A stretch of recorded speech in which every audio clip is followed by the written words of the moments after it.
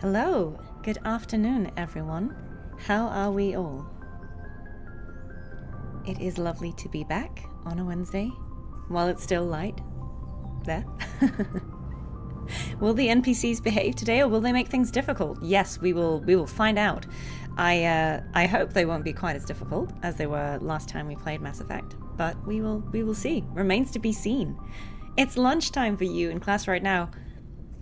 Well, I hope you have a nice lunch break. Thank you for joining us, despite being on a lunch break. It's good to see you all. Yes, the Imouth polls will be great, but that will be on Saturday. I know that the stuff is out tomorrow, but as always, I try and give you guys a chance to play it first, so I won't be doing it until Saturday. But I'm very excited. I've heard very promising things about what is to come, so we will see. I'm very excited. Oh, and hello, MacIver. It's a pleasure to meet you too. Is this your first time joining the Mass Effect streams?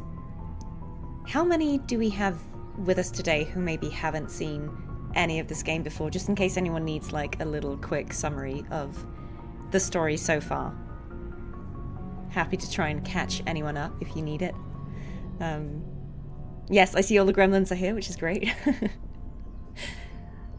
I'm thinking today we're just gonna try and wrap up all the side stuff, just because I want to make sure that when we go into the end game, we can kind of just go into it and not have to stop and go back and do stuff that feels a little less urgent just for the pacing of it. So I think we're going to try and wrap up any little bits we haven't done and probably do the Bring Down the Sky DLC for those in the know, those of you who know.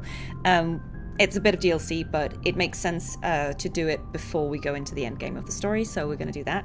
And then if we have time today, if that doesn't take long, maybe we'll just go to Vermeer. And again, if you know, say nothing when we're in the end game. We're not spoiling for anyone who's watching this for the first time, but I think it'll be really exciting.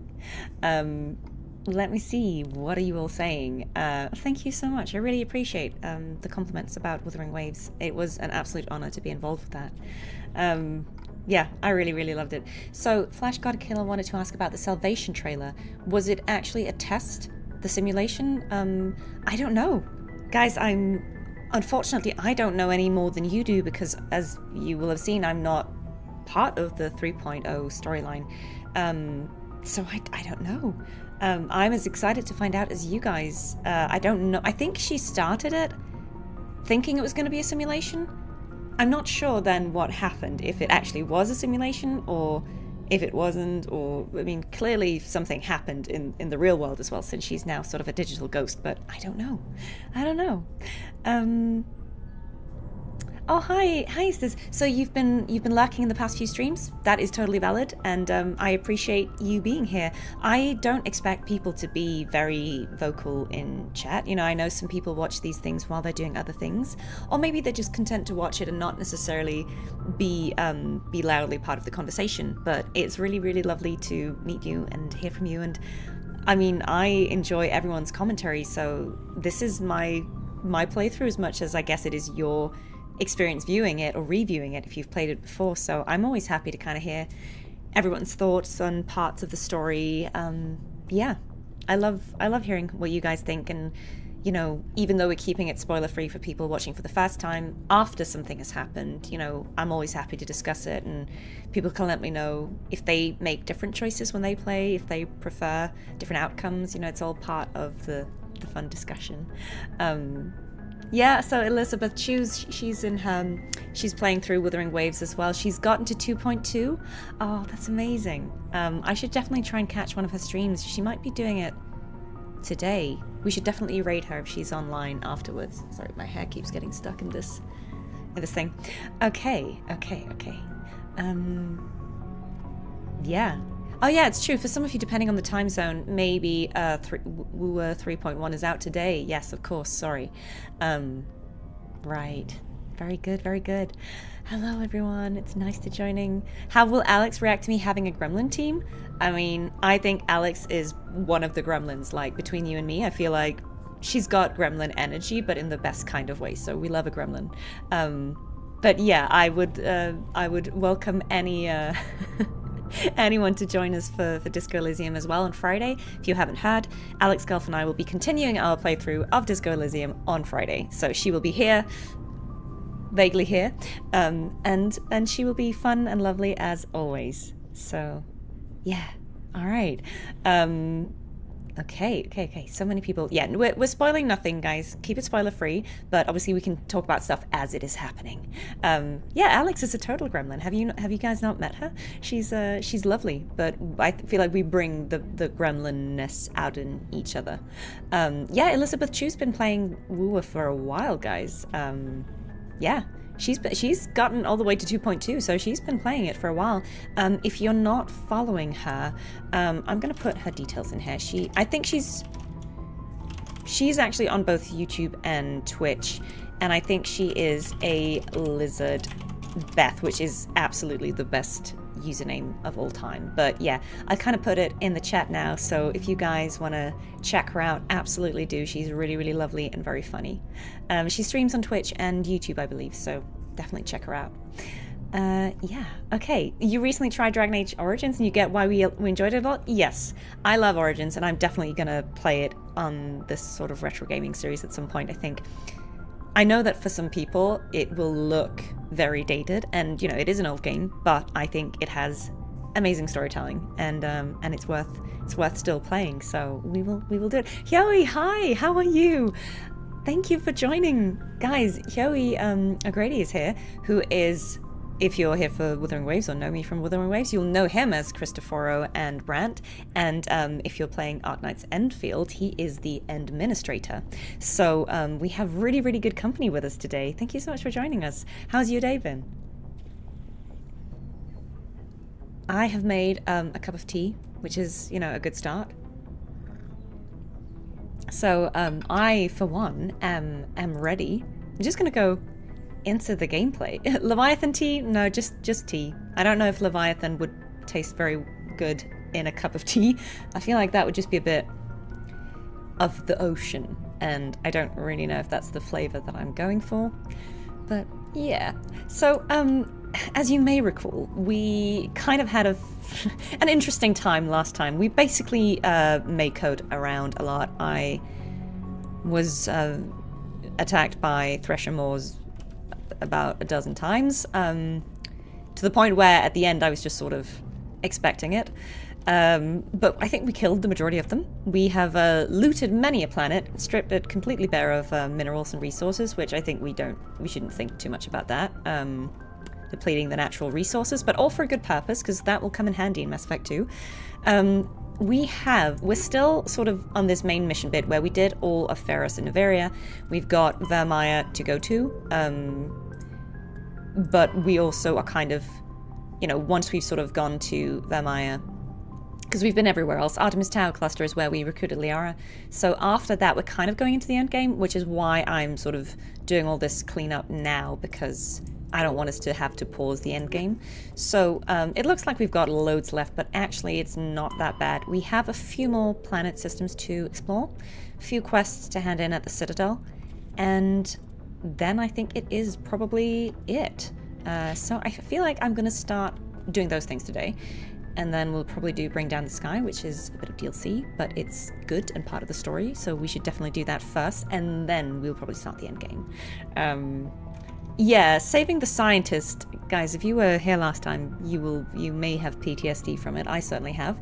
There was a mission where you had to try and save a bunch of scientists who were being, I suppose, held hostage by some biotic fanatics, and essentially these scientists were just sort of drugged out of their minds. They would just amble about the battlefield, and you had to try and kill all the opponents without killing the scientists, which was easily, you know, said, but not easily done. Because I thought it would just be, oh, just don't hit the scientists, like just don't shoot them. And it was more complex than that, because they would also die to all sorts of other environmental damage effects. So that was an interesting experience, but we did it. We got through. Absolute pain. I don't actually have the cart mug with me today. The cart mug is being washed, which is a testament to how much I use it, but It's very good. Shout out to Yennefer for making it for me. I really appreciate that. I didn't play Kingdom Hearts, no, which mostly has to do with the fact that I'm not a console player, and I believe that was originally console exclusive, but maybe someone can let me know. So there's a whole genre of games that I didn't play a lot growing up, and it's mainly just to do with what system I was playing on, because it was sort of, you were either locked into whatever console you had, or you were playing on PC, and I was always on PC, and so the games I've played are very much the games that were on PC at that time. Yeah, Vermeer, we're saying nothing, but yeah, it's a doozy, which is why I don't want to go there and then be like, and now let's go mess about in the Mako for 5 hours, right? It feels better to do the Mako stuff first and then build up. Hi everyone, it's nice to see you. Yeah, we are going to snipe everyone. Absolutely. Yeah, the monkey part in the VODs. Yeah, if you thought that was bad, you'll see the scientists. It's a whole thing. It's a whole thing. Yes, we're going to do the side quests and the Bring Down the Sky DLC because that is the correct projection. Hello, sis. Alphan Catapie is there. That's my sister. Say hi, everyone. It's lovely to see you. I'm really glad you could make this one. She wasn't able to make the past few ones, so she's been watching the VODs instead. Great. I was stalling for you, but now you're here. Amazing. Yes, I heard Ima's new song. It's an absolute banger. I love it. What a treat. Yeah, we're standing standing here and staring at lonely Garrus. I was actually going to say we should check in with Garrus and Rex because last time we did their personal quests, but I don't know if they have any like follow-up commentary on that, like if they'll say something if we speak to them now. So I just figured we could start by checking that. I wanted to thank you. Seems like he does have something to say about that. What for, Garrus? For everything. Taking me with you. Letting me be part of your team. I've learned a lot. I've thought a lot about what you've told me. About not sacrificing innocence to achieve the goal. About finding the best way through, not just the fastest. And I've been thinking about Dr. Saleon too. I'd convinced myself that he deserved to die, but then I started thinking about why I wanted him dead. I realized it wasn't because of what he did to those people. That was part of it, but I think most of it was because he got away from me.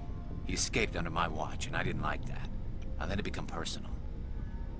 Why do both of these feel weirdly patronizing? Like, is that it? And very good. Like, I don't know if I like either of these responses. Words mean nothing until you turn them into action, Garrus. What are you gonna do about it? Bit harsh, but well, sure. I'm going back to CSEC. Oh, I think I can make okay. a difference there. I'll also reapply for Spectre training, but I'll do it right. I won't compromise myself to get there.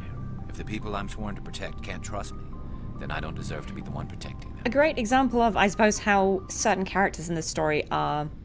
it's not like they're malleable, but you can influence their perspectives a bit. And so obviously Garrus is coming from sort of a more renegade mindset.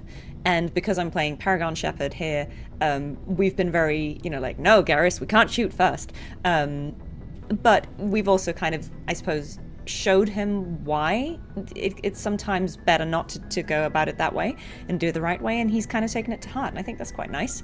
Obviously, if we'd been playing this more renegade and we'd encouraged him, he would have just doubled down on that.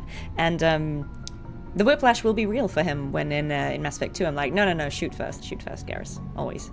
So I'm glad you see it that way. Keep that in mind when we meet Saren. Don't worry, Commander, I will.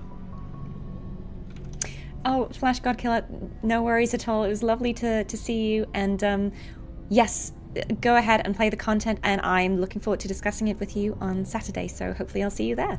But yeah, I hope you enjoy it. Good night. Yeah. So I hear you about the dialogue wheels. Like, it is a bit jarring sometimes how, like, you'll pick an option and it just says something like, very well. And then obviously you say something else because it's just a shorthand for the tone of what Shepard says. Never a dull moment with you, Shepard. Okay, I think it seems like Rex doesn't necessarily You ever go on any missions like ours have before? a lot of new stuff, but we'll see. Saving the galaxy from certain destruction? No. But I've had my share of adventures. Okay, guess we can ask about those. Do you remember any that stick out? A few. I remember one time I was hired by a Volus diplomat. Okay. What an ass. Rex being a wordsmith. I guess even politicians have need of mercs from time to time, huh? Time to time. If it wasn't for politicians, I'd be out of work. They're always looking for ways to get ahead.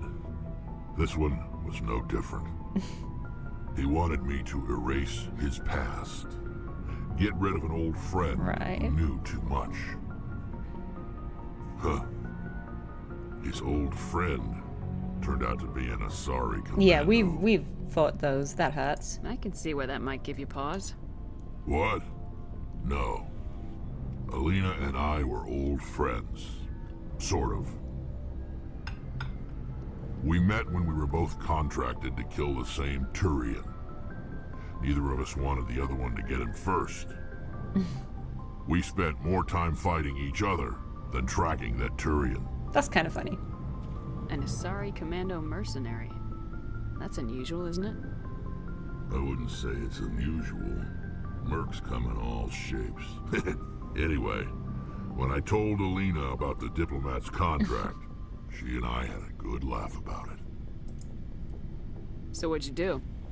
Well, I wasn't going to lose the contract, but I respected Alina. In the end, I let her Who's pick honor the among location mercs? where we'd fight. She chose some old Solarian space station overrun with mercs and smugglers. That way we didn't have to worry about hurting any innocent I suppose that's noble. Huh. She always was a bit of a softie. What happened on the station? What didn't happen? For 2 days I chased her through that station. Used my entire store of ammunition. Had to kill a bunch of mercs and use their crap weapons. By the 3rd day, the station was barely holding together. The mercs were dead or gone. Life support was failing. But I had her. She'd locked herself in the med labs. She was trying to patch herself up. Damn tough, that one. Then just when I thought I had her, the station's core went critical. Barely made it back to my ship in time. Okay. I assume the Asari commando didn't make it. I watched the station from a distance. I never saw her leave. And when that place blew, there was nothing left larger than a Turian's right nut. So Oddly I headed specific. back to the diplomat to give him the good news and collect my pay. But before I got halfway there, Alina sent me a message. Well, Better well, luck well. next time. Now, I'm not superstitious, but if someone can survive that, well, they deserve to live. At least for a bit longer. I like that there's some kind of, honor among mercs, right? When he's like, yeah, do you know what? Fair play. What about the diplomat? He wanted her dead. I told him the truth. Alina was still alive and she was really pissed. I told him if he wanted to live, he'd need me around. What an to opportunist. protect I him. love it. And he believed you. He kept me on as his personal guard until Nice. he Well died. played, Rex. Natural cause. Well played. Easiest job I've ever had. A little boring, but credits are credits. Yeah, do you know what? Fair play. So long, Rex. I love Rex. He's Sure. such a legend. Alright, Ashley, do you have anything new to say? Commander, Do you have a few minutes to talk? One-on-one? I should get back to my duty, Skipper. Rifles don't maintain themselves.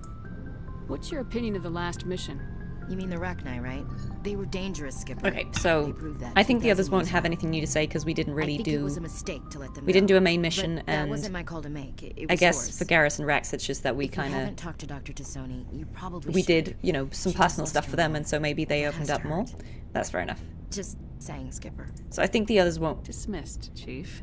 have anything Ma'am. new to say, which is fine. I just thought we should check in on Rex and Garrus just in case they were.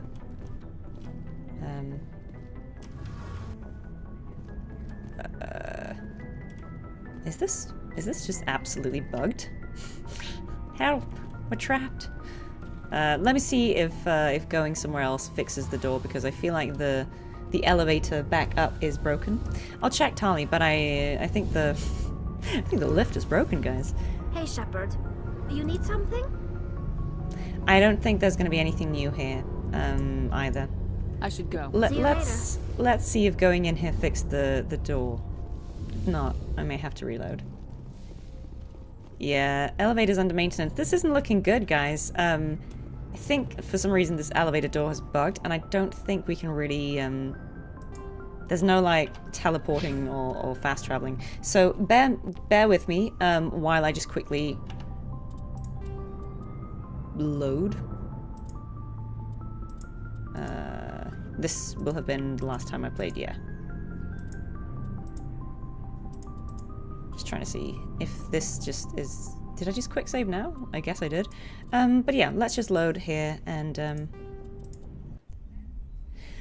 see if that fixes the bug. Yeah, it does. I'll quickly speak to Garrus and Rex again, and that was pretty much it. So we'll just blitz through this conversation quickly. What for, Garrus? I've thought, and he escaped under my watch. And if the people I'm sworn to protect, Well don't done, worry, Garrus. Commander. We are proud of you. And let's recap the story Never a dull quickly. moment with you. So long, Oh, Rex. that was very quickly. Come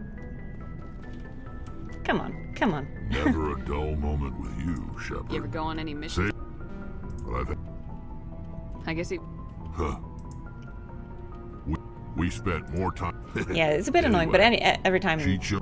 Huh. Now and again there'll be a bug. Always will. What happened? What? That's why we save often. Then just now. I told him. Easiest. Okay. No, Great. Shepard. That's it. And now we should be able to escape from the basement and go upstairs and actually go and do some other stuff. Yeah, use the Omni tool to fix it. We should have just slapped Medigel on it. Honestly, would have worked. Honestly, what isn't trying to stop us? We've got Saren, we've got the Geth, but you know we've got politicians trying to stop us in the council, but. We've also got, you know, broken elevators and crates being dropped in the path in front of us. My thoughts on Ashley as a character. I don't mind her. I think we've talked about Ashley a fair bit on this playthrough. I think it's easy to reduce Ashley to, you know, a lot of people who don't like the character will be like, oh, she's just a racist. But I think we talked about how she represents a perspective who... because of her family fighting in the First Contact Wars and that having sort of severe consequences for her family, I can see why she would be wary of aliens or feel like certainly there's a level of distrust or, yeah, you know, there's that memory of them being a previous enemy that maybe you never quite learned to trust. And I kind of understand her perspective. You know, because for her it's probably drilled in that the aliens are the original enemy and maybe we are at peace, but it's sort of like a temporary truce.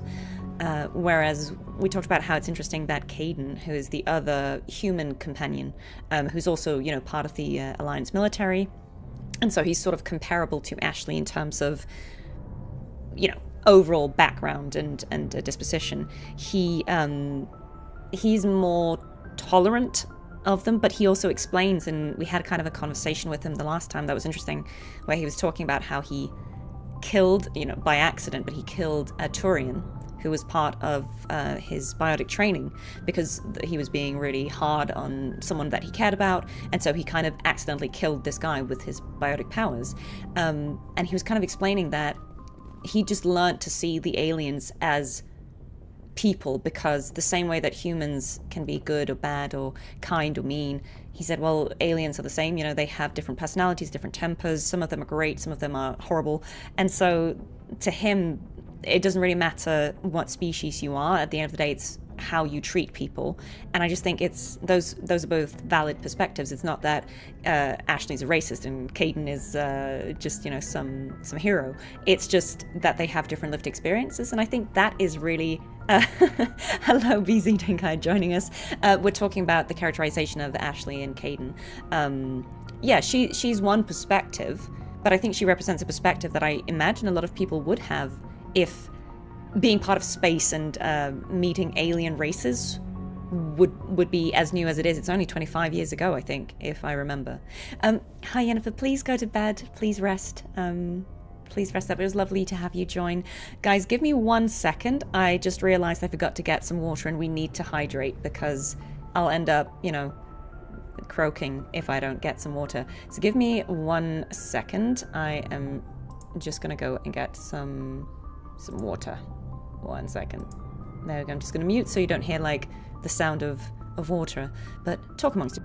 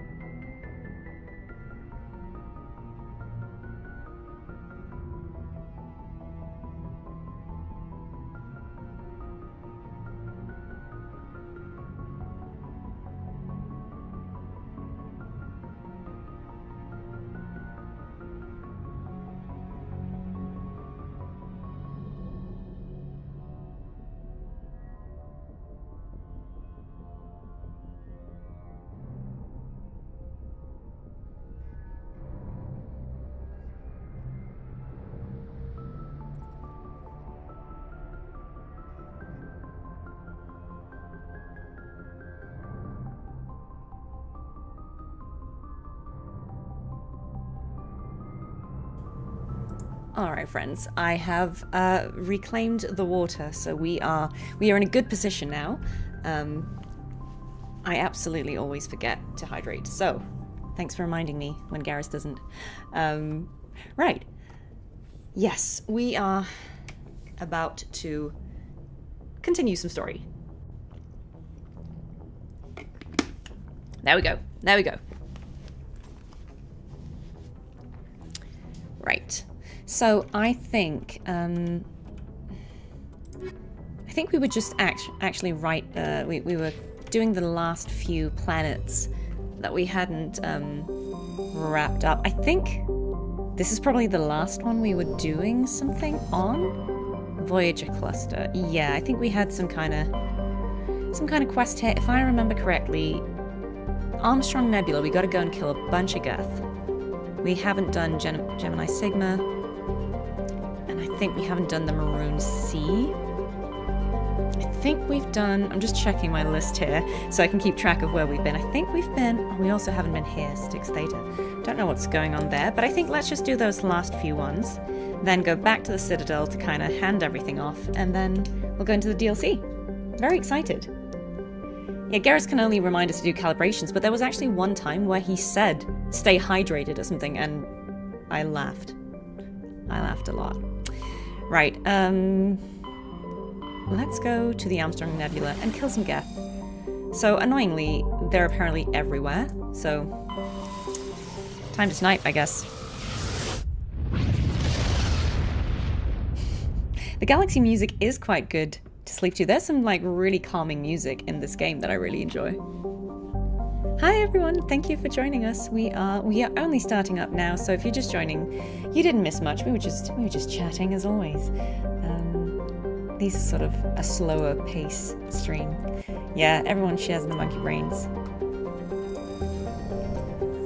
I'm actually glad we got so many of these side missions done the last time, because I feel like at this point there can't be many thresher maws left in the world for me to get jump scared by. So I love that. All right.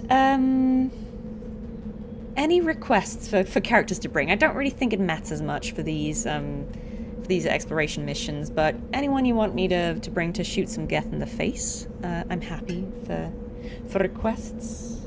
Garrus and Rex. Okay, gotcha. Say less. Say less. The bros. Oh, you drawing, Droodle? I love that. I love that. Yeah, I feel like the aliens are a lot of people's favorites, mine included. And it's not that I don't like Caden and Ashley. I think they're just so interesting, the aliens. So yeah, let me just get this map on my screen here, so I don't have to spend any more time faffing about than I absolutely need to. Right, okay. Let's go. We've got something over here. Let's find out. Did anyone miss the Mako? I certainly did not. But here we are. Right, okay, let me just think about this. At some point we're gonna have to scale these mountains. Oh, flat space, triggered. I think maybe this is where we can get through. Maybe? I don't know. Well, yeah, sort of. You need to turn back, Commander. You're I going love how they beyond the put range of the stuff, operational area. like, in the corners of the map.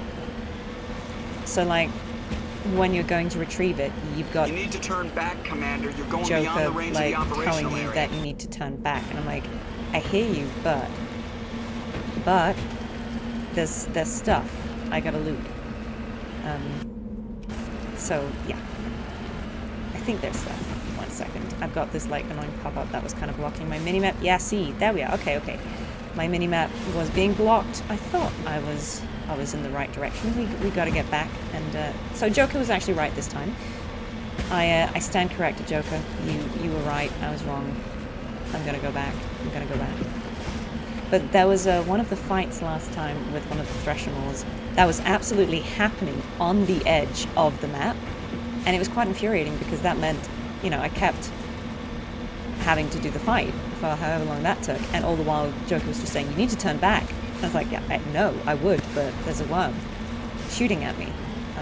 But other than that, like, can we just appreciate the background here, like the environmental design of this planet? You know, as much as it pains me to drive around the Mako, you know, searching for this mythical whatever mineral is allegedly up here in the mountains. Like, what a background, right? Like, they absolutely did a beautiful job designing these planets. They really are stunning to look at, and kind of makes the exploration a little less painful. I realize now that I completely went a terrible way there. Like, I could have just gone this way and it would have been a lot smoother, but yeah, the minimap was blocked, what can I say? Ah, see, there we go. What a nice pile of titanium. Heading to position. As we all knew it was. Oh yeah, I haven't done one of these in a second. Not since last Wednesday. Brilliant. Amazing. Love this for us. We are getting rich, it will please you to know. See? We have 2 million credits now. Yeah, long are the days since past where we were scrounging for credits. Now we're just collecting it all for greed. So, you know, capitalism is alive. Even in the future. Right, okay. So we did that. Something is going to happen over here. Hopefully not a thresher maw, but let's go and find out. Got to clear all those question marks. See, I'm a little concerned about driving through this wide open space. Experience has taught me that this is typically where something's going to pop out of the ground. We got 5 thresher maws last time. I mean, that seems like a good number, right? Like, surely there can't be any more, she said, quick saving. I don't actually recall how many thresher maws are in the game. I imagine they don't respawn. I think there's just, you know, one on whatever planet has one, and that's it. Hopefully. The fact that we did not get attacked just now, I think is a good sign. I'm going to manifest that this planet is free of thresher maws, but you never know, because literally anything can be a trap, and is typically a trap. They don't respawn, sadly. Yeah, I mean, that's good. I mean, I guess you could farm them for XP, but I would prefer to just not get attacked by them. That would be great. Oh yes, we knew them well. The burnt corpse is evidently a mom-and-pop independent salvage team. Show signs of close-range hits from Geth heavy particle beams. That sounds terrible. Sorry to mom and pop salvages. That's kind of sad, but at least they went together doing what they love. Yeah. How is everyone? What have you been up to on this beautiful day? I know Huey was recording earlier, which is lovely. What are you guys doing? We don't drink the blood of thresher maws. No, I think the blood of thresher maws is probably just acid. It's your birthday today, Ice Spring Bunny. Well, congratulations. I hope you are having a really lovely day. Thank you for spending your birthday here with us gremlins in a Mako. I'm absolutely honored. I hope you're having a really lovely time. I should not keep a thresher maw as a pet, I think. I think they're very big. You don't know how small accommodation spaces are in London. I don't think I can fit a thresher maw. Right, okay. Why is this so suspicious? Just like a crate. The scavengers who made this camp are gone. They seem to have abandoned it abruptly some time ago. I'm going to assume it's because of the Geth that are allegedly on this planet. I'm waiting for a Geth ambush, not a thresher maw ambush, ideally. So you got something over here. I am just absolutely paranoid. You're getting near endgame on Mass Effect 3, Wayne. Okay, how are you finding it? You've played it before, right? So this is a replay for you. Geth maw? Right, DK, please enjoy. Please go and watch the spotlight, but you will be welcome back afterwards. We will probably still be going. It was lovely to have you so far. Right, okay, we got to get some polonium. We've just got all the elements out here, right? On the surface of the planet, as you do. Oh, premature.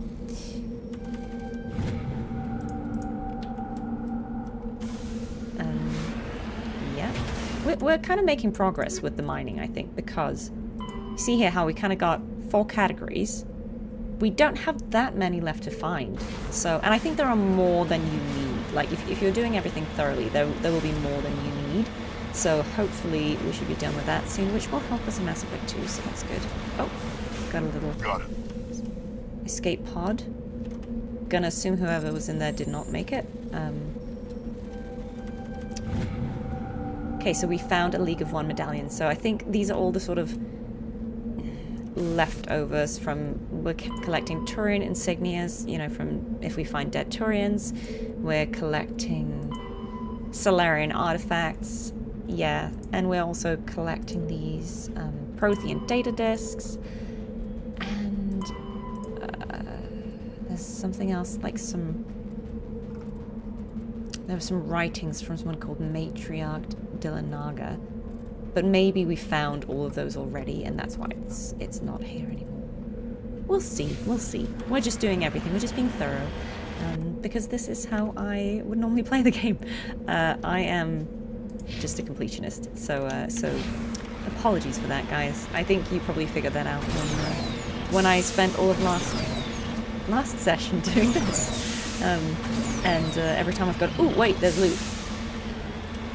So yeah, we gotta do that.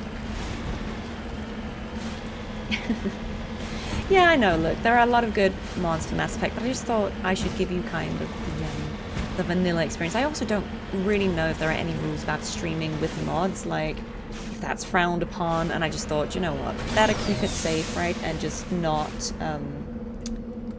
mess about with that. Because I don't want BioWare coming for me. Right? So we've got a nice little road for one. Someone was kind enough to build a road here, which makes it a lot easier to traverse. So I'm not having to like climb up a mountain. Right. Okay, and I also see some minerals down there. But what's up here? Okay, we can go in. There's gonna be Geth in here. I guarantee it. Right, okay. 1 second. Chat decided to disappear on me. Let's see if I can get that back. Yes, amazing. Okay. Right. What fresh horrors will we find in here? It's this good old formation that we've never seen before. But you know, hey, it's a tried and true way of building, I guess. There's a Mako maneuverability mod. Yeah. I feel like I probably could use that. I could use that. Do you want me to say objection in a fleur-de-lis voice? Objection. There you go. I'm not going to yell it because I feel like we're all going to lose our eardrums. Fleur-de-lis is quite loud, unlike Carthea, who's quite quiet. So, yeah. Right, okay. Loot first, always.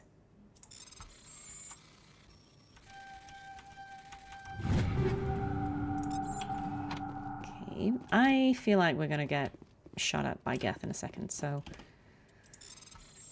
But, do you know what? I would rather that than have to save some drunk scientists again. Yeah, these are going to be Geth, aren't they? Okay.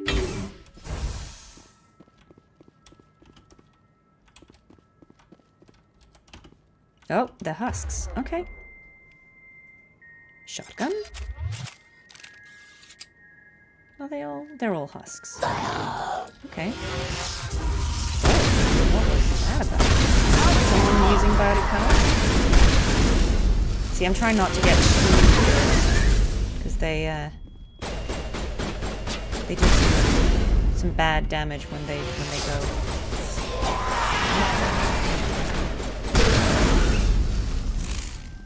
All right, shotgun was very effective for that. I like that.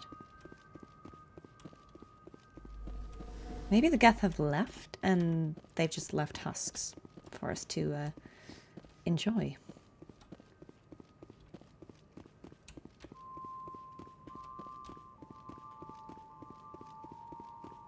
I mean, there's definitely no hostiles here, but yeah. Okay, let's go and see what's in the back room. Shotgun and sniper is the combo. I agree. I agree.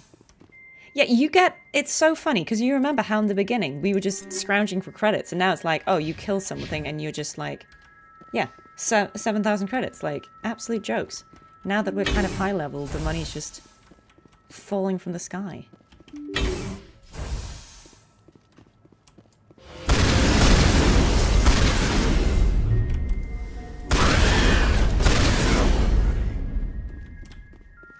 Yeah, it seems like... Oh, coming out as well.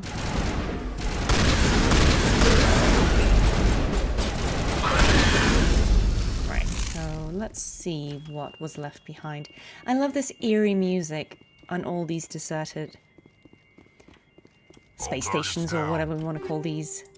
It's just the way it's just ever so slightly, like, off pitch, or... Like, there's just something about that sound design that I really enjoy. So peaceful but eerie. I think they did a good job of making space and these sort of colonies seem quite scary, which I appreciate. Because I guess science fiction games can easily end up just feeling very slick. And like, yeah, everything's been explored and everything's monitored, but space is really big. And it makes total sense to me that you'd have these, like, very isolated... Ooh, see? Lots of... Is this the Geth now? Yep, it is. Oi. Thanks for that rocket. See? We knew there was going to be a Geth ambush.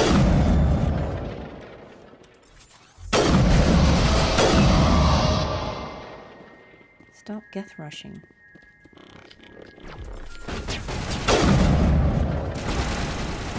Try and come from many.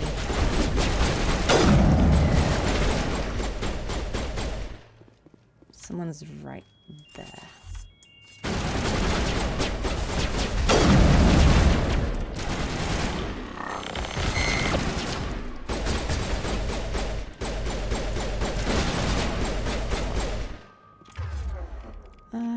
Let's overload the shield.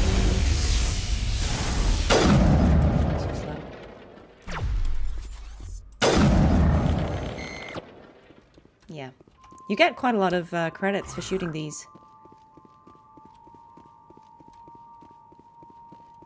Right, so that was 1 out of 4 planets of of Geth. But I think it makes sense that as part of the story, like, you've been told that they're snatching kids up everywhere. Oh, and we got a spaceship. Oh.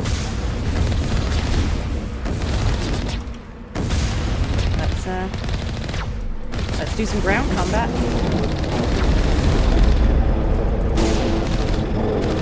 That's quite sneaky. So while we were in there, they were just like dropping all these guys on us. You got this. Hiya. Anyway, I think there was still 1 or 2 friends left up here. Ready?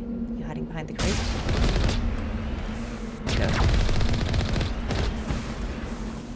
It does easily get tripped up by objects. It's kind of like an obstacle course for the Mako.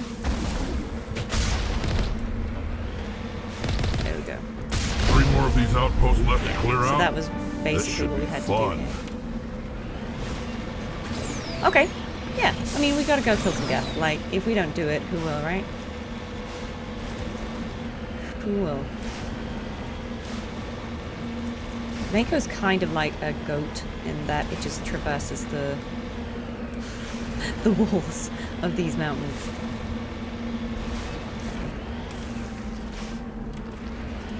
Gotta get Mako flat-ish. Come on. There we go. There we go.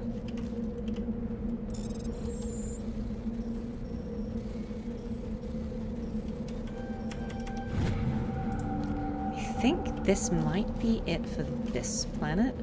Let's see. What else is left? We got the minerals. There's just that. Yeah, Mako just kind of falls on the path that we needed. Yeah. I conceded. Mako doesn't fly, it falls with style, right? Yeah. It's interesting because the hammerhead in Mass Effect 2 is different. Like, it's better in some ways and worse in some ways. Like, it's its own... You'll see what I mean. It's its own beast. Yeah. The traversal mechanics are interesting in this game, in this franchise, but it's part of the charm. Absolutely part of the charm.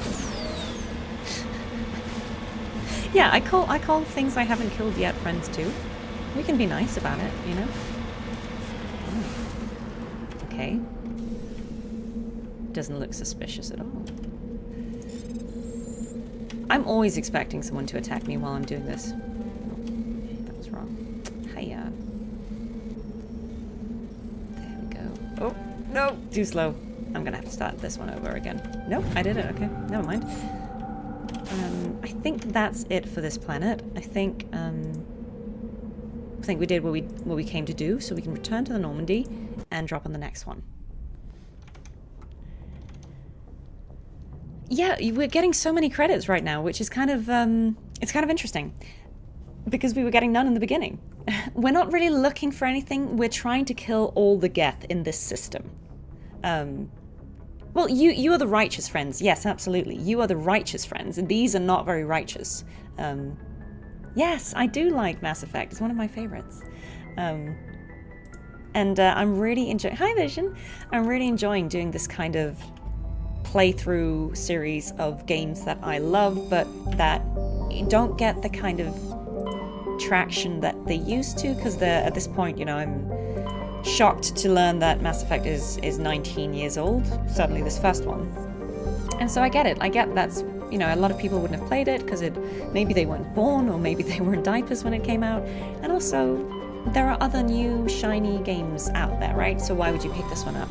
And I understand all of that, but I just thought, well, why shouldn't I stream something that I love, that I enjoy, that I wanted to play again anyway, and talk about why I think it's good writing. I think so many, the same way that, you know, great plays draw on other plays and great screenwriting draws on other screenwriting. Like, I think a lot of great games being made now owe some certain things to games that came out 20 years ago. Like, the people who are making games now are people who are, you know, potentially my generation, and they grew up playing these games, and so I think there's a lot of interesting stuff we can just glean from still appreciating these older games. So yeah. Right, okay, let's go land here and kill some more Geth. You know, someone's got to do it. We will all feel older when I play Knights of the Old Republic. Absolutely, yes. We will feel old. Yeah, I know, it's been 19 years, guys. We're all grieving. Okay, I saw Tali and Garrus. I will oblige. I will oblige.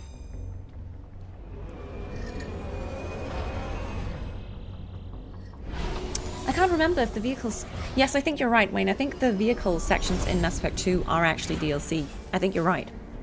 I think I always had all of it, and so I can't remember what is base game and what isn't, because I've just always played all of it. Right, let's look up the map for this one. Anti-bar. Okay. Great. Great. Right. Yep, where are we? What are we closest to? I think we are closest to this point, so I'm just gonna go there first. I like the look of this one though, it's very pretty. Like these kind of dawn colors. I actually really enjoy that. Surely a planet this pretty couldn't have any thresher mode, right? Right? Surely. It'll just be full of Geth and minerals and crashed probes, and you know, that's it. No thresher maws, we hope. Right, okay, let's see what we got down here. What? How did I miss it? Well, oh, it's there. It's literally there. I love how these minerals are just like big lumps of rock. Again, I don't know if we have any like chemists or anyone who could like tell us what these kind of deposits would actually look like, but I'm guessing they wouldn't just be like a pile of rocks. I could be wrong on that, but it just always makes me laugh the way they're just presented as like, oh yeah, here's a mountain of gold. Yeah, surely there would be no thresher maws here, right? Right? Surely. Surely. Oof. Getting a little stressed. Getting a little stressed. Yeah, guys, are many of you Halo players? Did you all play Halo back in the day? Are you excited for the remake that is coming out? I never actually played Halo back in the day, but I will when it comes out. I will probably stream that. I don't know if it's the kind of game you snipe in. I don't know if Master Chief is a sniper guy. I feel like maybe he's not, but we will see. Sorry for my atrocious driving. I wish you guys were here. You could try it yourselves and see what I mean. It's a bit rough sometimes, and not just because I'm bad at this. It's just the Mako handles like a potato. Right, lithium. Yeah, okay. We need that for batteries, I suppose. So close.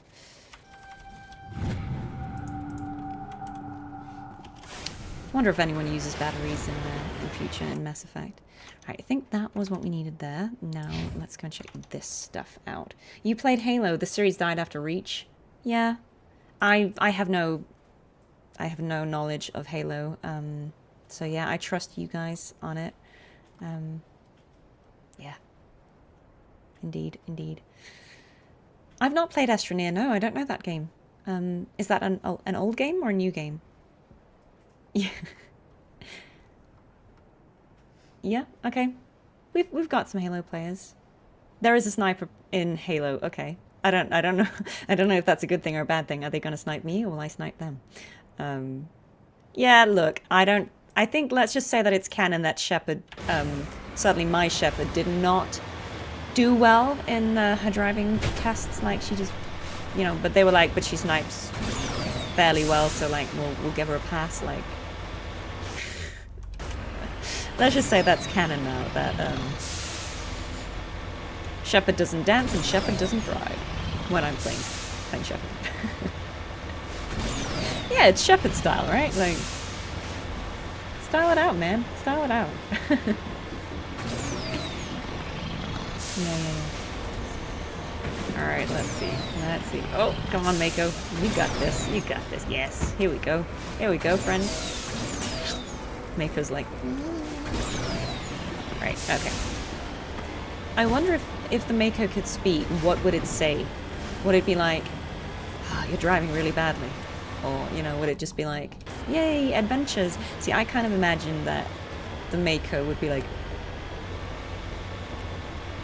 fairly simple in its expression. Be like, wee! You know, it wouldn't be very verbose. I know, guys. I know about this. This is a suspiciously wide arena with a bunch of dead people. I don't want to be paranoid, but I'm just saying. See? See? I hate to be right.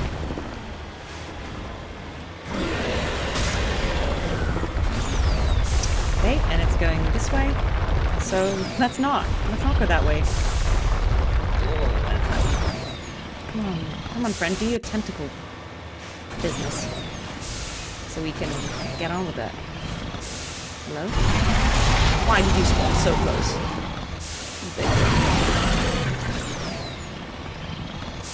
But hey, we dodged it. Nice, nice.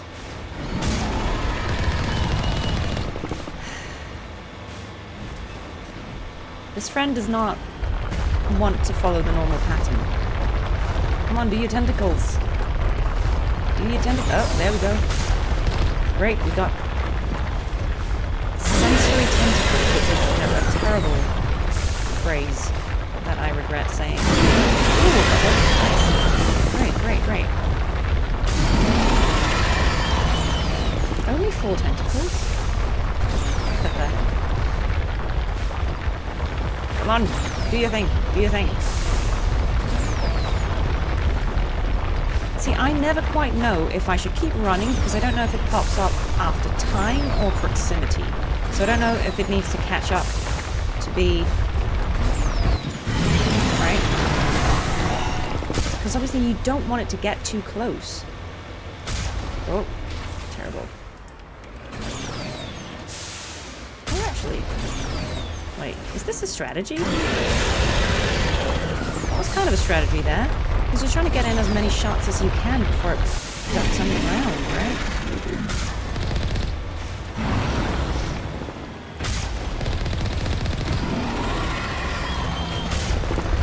Oh, okay, round 2. Oh, wait, are you there? That's really close. Ooh, wait, the tentacles actually slapped me.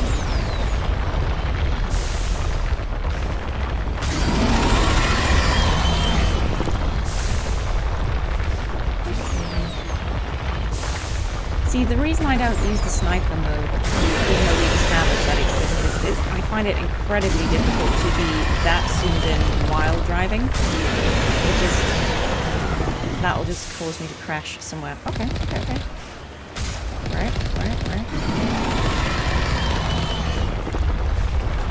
Again, one more.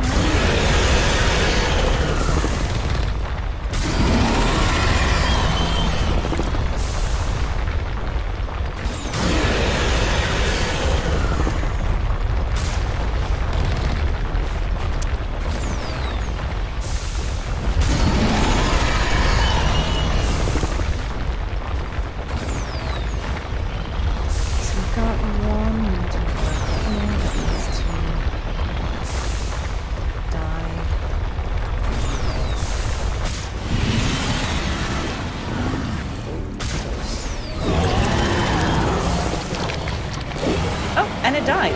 Okay. Great. Great. See, this was totally a trap. We knew. We saw it coming. We saw it coming. I don't think there's anything to do here, but let's just check it out. Wreckage. Yeah. Terrible, terrible, terrible. It's like the worms in Helldivers. I take your word for it. I actually haven't played it. I know there's, you know, democracy and liberty in it, but that's about it. I've heard it's really good though. The Maw kind of did try to outsmart me there. I feel like they're learning. Oh, another Prothean ruin. Alright, let's see what visions we get. Oh. Fooled again. Okay, we found a Prothean data disk. Nice. Great, great, great. Love that. Well, surely there's only... I think there's only ever one thresher maw on a planet. Which means now we should be safe. Famous last words, but, yeah. I like to imagine that we're safe now. That was it. That was it. Yeah, the thresher maw fights are pretty uncomfy. I have to say. In part because the Mako is such a clunky bit of kit. Right, okay, let's go and get these minerals. Surely there will be no more thresher maws. Yeah, put that on my tombstone, guys. Those will be my famous last words.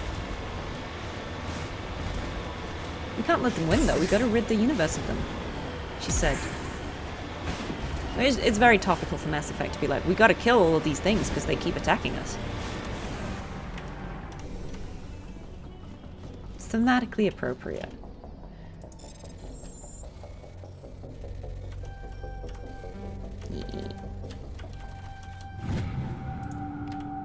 Magnesium is good for you if you're trying to sleep.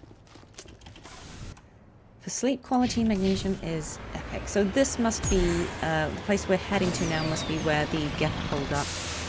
There'll be like an outpost where we've got to go shoot them. Yeah. Please no more monkeys. I don't want to kill any of the monkeys. The monkeys are our friends. Even if they steal stuff.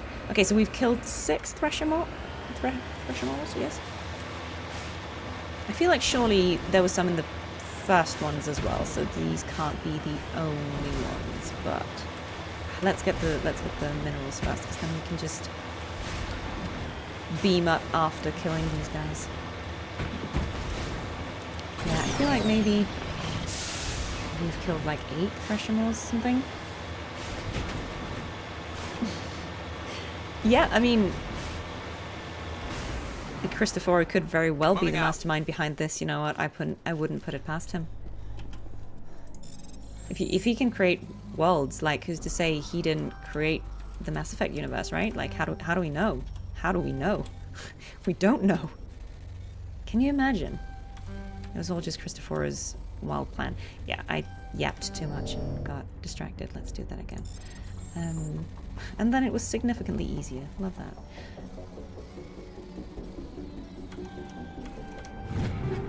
Sometimes I wonder if it just like, because I know those puzzles are like random generated, if it's just like, oh, you suck, so we're just going to give you an easier version of that. Here you go. I feel like that might be the case. That's the thing, like, when we meet Saren, we're going to be like, my guy, I just killed 10 thresher maws, like, who are you? Won't even break a sweat. Oh no, the Mako is stuck in the hole. Guys, I'm not gonna lie, this is actually critical. I don't think the Mako can get out of this. Oh, okay. Okay, back away. Back away, Mako. Can we not fall into the hole? I think if we kind of back out and go the other way around, I think that it's probably better. Probably better. Yeah. I think that was the right way. That was the right way. And we could have just driven, you know, like the normal entrance, but that would have been too easy, actually. Oh, here we go. There's a snipe here.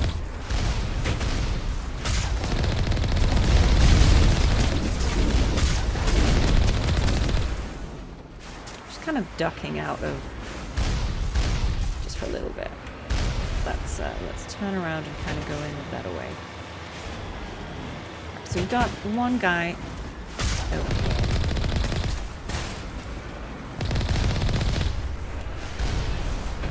One guy in the tower. Yeah. It's a little hard to do this precisely when you're not zooming in, but...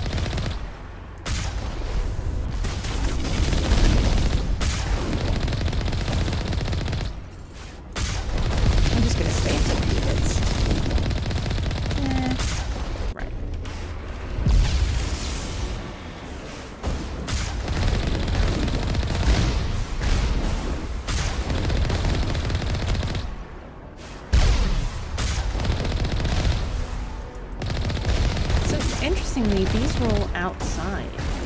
None of these were indoors.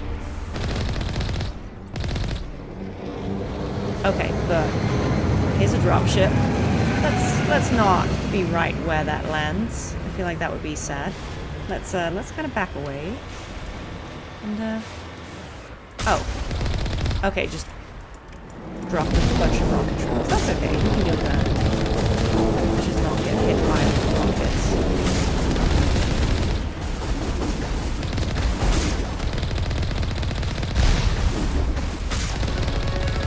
Oh, level up. Nice. Thanks, Geth. This is why we do it. We gotta level up, guys. There will be better Spectre gear that we can get when we've done all of this. 2 outposts done. We're halfway there. Okay. Nah, this is not a loot place. We will return to the Normandy. 2 out of 4. Not bad, not bad. Normal entrance. Yeah. Close enough, close enough. Right, okay, so that was this system. Thankfully, they're not that big.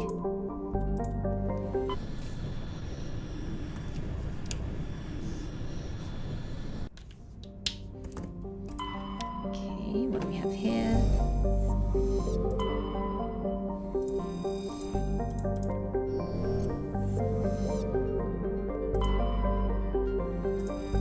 Okay, so we're just finding some of these collectibles. Right.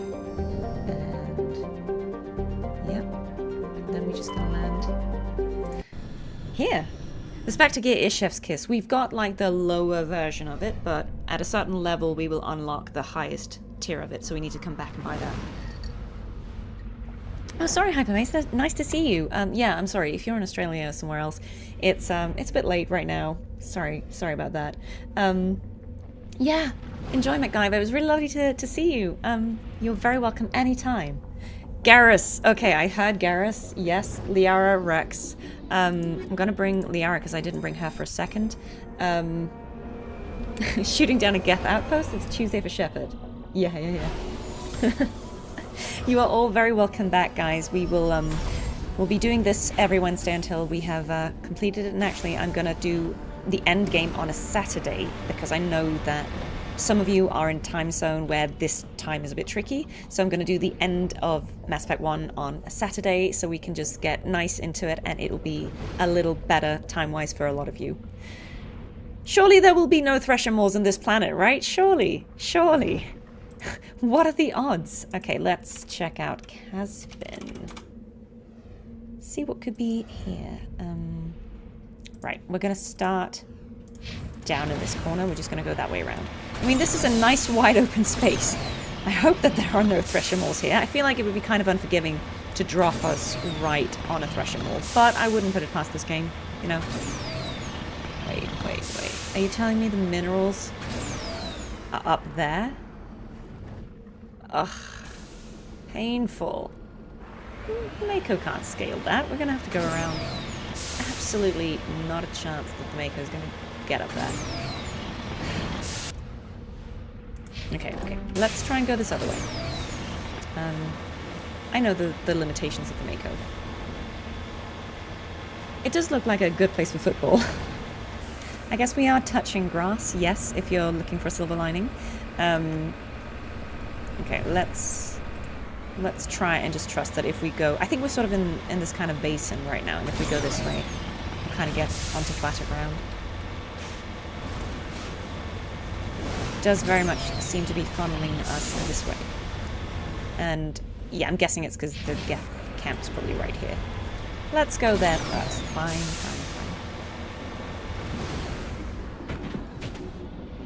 Everything's up on these, like, slopes. Why? That's probably the way you're meant to go. We're meant to go this way. Threshies, Mollies? What do we think, guys? What are we going to call the thresher maws affectionately? Because it's a mouthful to say thresher maw. Danger noodles? They are kind of dangerous noodles. Okay.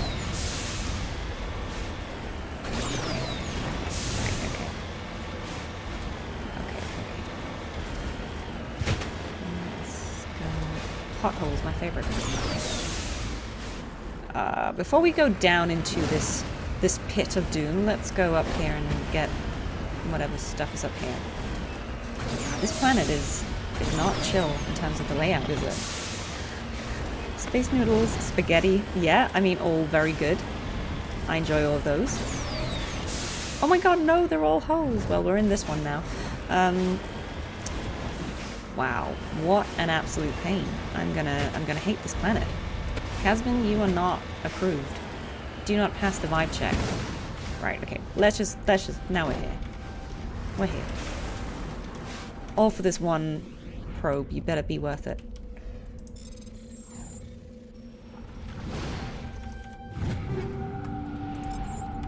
Dear viewer, it was not worth it. But we are completionists. We'll crawl out of this hole with the Mako. This is not a Mako-friendly planet. Oh, Mako. Okay, I think this is probably the best sort of slope to try and crawl up. Wow. Wow. Okay.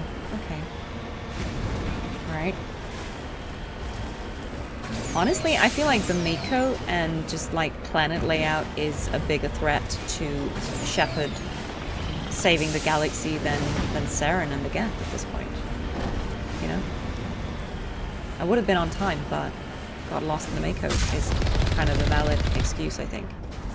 Right, we're just gonna cheat this a little bit. And like duck in and out of cover.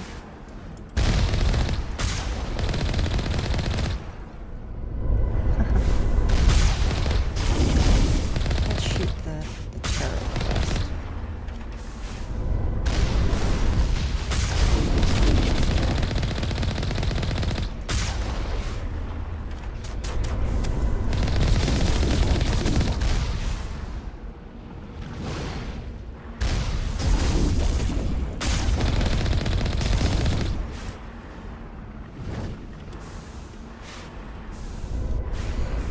I love the sound when it speeds by.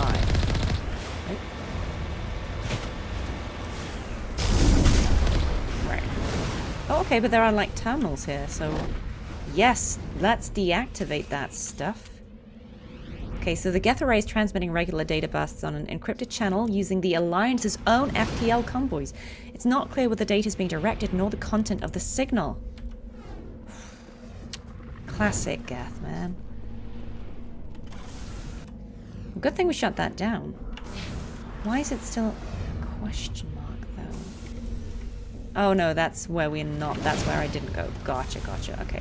We should go back to there to see what that was that I missed because I decided to fall down the mountain. But now that we're on the top of the mountain, I think it'll be a little easier to get to where that was.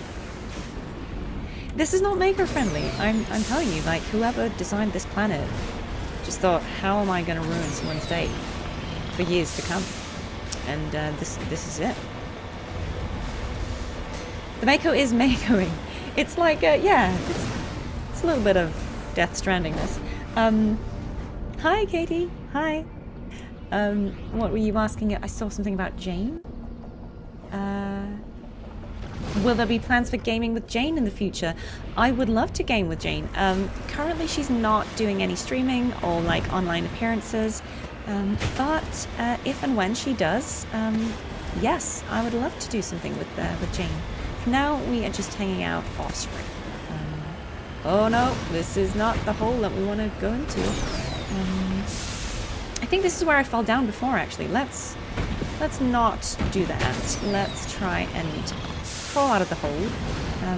Back up here. Yeah, God, this is an experience that I do not recommend per se. So don't be like me, kids. Don't be a completionist. If you have a kid and they're a completionist, just show them this footage and be like, is this what you want to do with your time? Like, you want to waste your life? Really? Yeah. Just let me be the... It's it's like the reaction time from you press something until it happens. Like, I know it just looks like I'm absolutely just button mashing here, but what is this? What is this beacon? Really? That's what we came for? ID tag. Buried under the beacon was an identification tag for Captain Thean. There's no indication of why it was hidden there or who buried it in the first place. Well, that is a bit of a space mystery. I have no idea who that guy is, but maybe we will find him. Maybe his remains will be somewhere on this planet, and we can all laugh. Right, okay, that was painful to explore this side of the planet, so let's explore the other side of the planet. Like, surely it can't get worse, right? She said and fell into the pit. Wow. So anyway, how's your day going?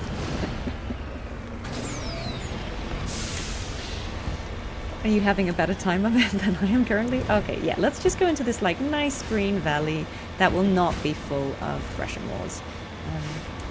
Yes, I think that's the best that we can do. Yes, Katie, we're doing a little bit of side stuff just because we're about to go into the end game. Vermeer is the next planet we've got coming up, and I don't want us to go there and then get wrapped up in the end game and then have to go out and do all these side missions. So we don't have a lot left because we did most of it last time, but we're just gonna wrap up this stuff, go back to the Citadel one more time, and then we're gonna do Bring Down the Sky, which is the DLC. That introduces the Batarians. And then, depending on how much time is left for today, we may start Vermeer, but if not, that will be what we do next time. So just think it slows the pace down too much if we get into the end game, but then we stop to do stuff like this. So better to do it now, I guess. And then be ready to just focus on end game. Right? Okay, so we go over here now. Which is, okay, the actual Geth outpost. Yes, that is what we came for. We didn't just come to fall into holes. We came to kill the Geth, ideally. Right, great. I didn't play Death Stranding myself, but I am very aware of what it is about, yes. I could see why this bit would feel a bit like Death Stranding? Death Stranding. Wow. I actually even remarked, I think, so yeah, okay, we definitely got Geth because we've got gem signals. When I was playing the newer Wuthering Waves stuff, I kind of remarked on how building the roads, connecting all the roads in the Lahoroi map felt sort of Death Stranding to me. Yeah. That was just my, the first thing I thought of. Let's,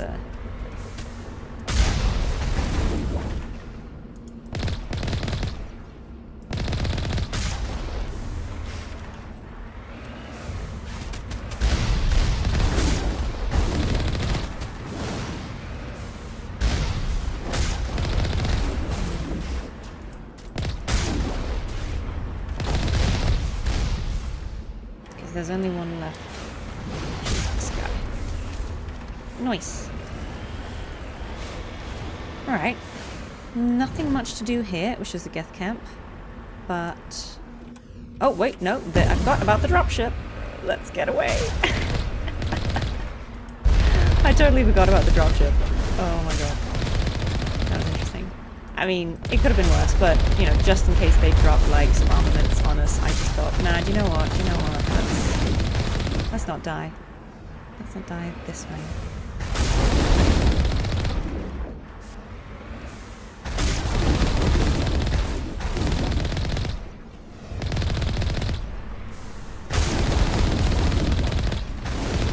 Oh wait, why are you dropping that way? Can I shoot the dropship?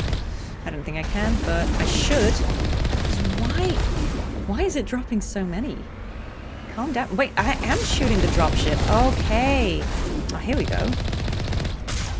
Fine, I'm shooting the dropship. I thought that was a bit weird. Okay, here we go.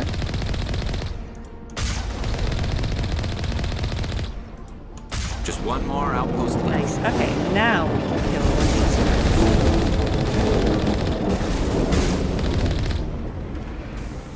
I also love at this point, like, you shoot these guys and you get Medigel. Like, yeah, sure, let's not question that, but also why? How?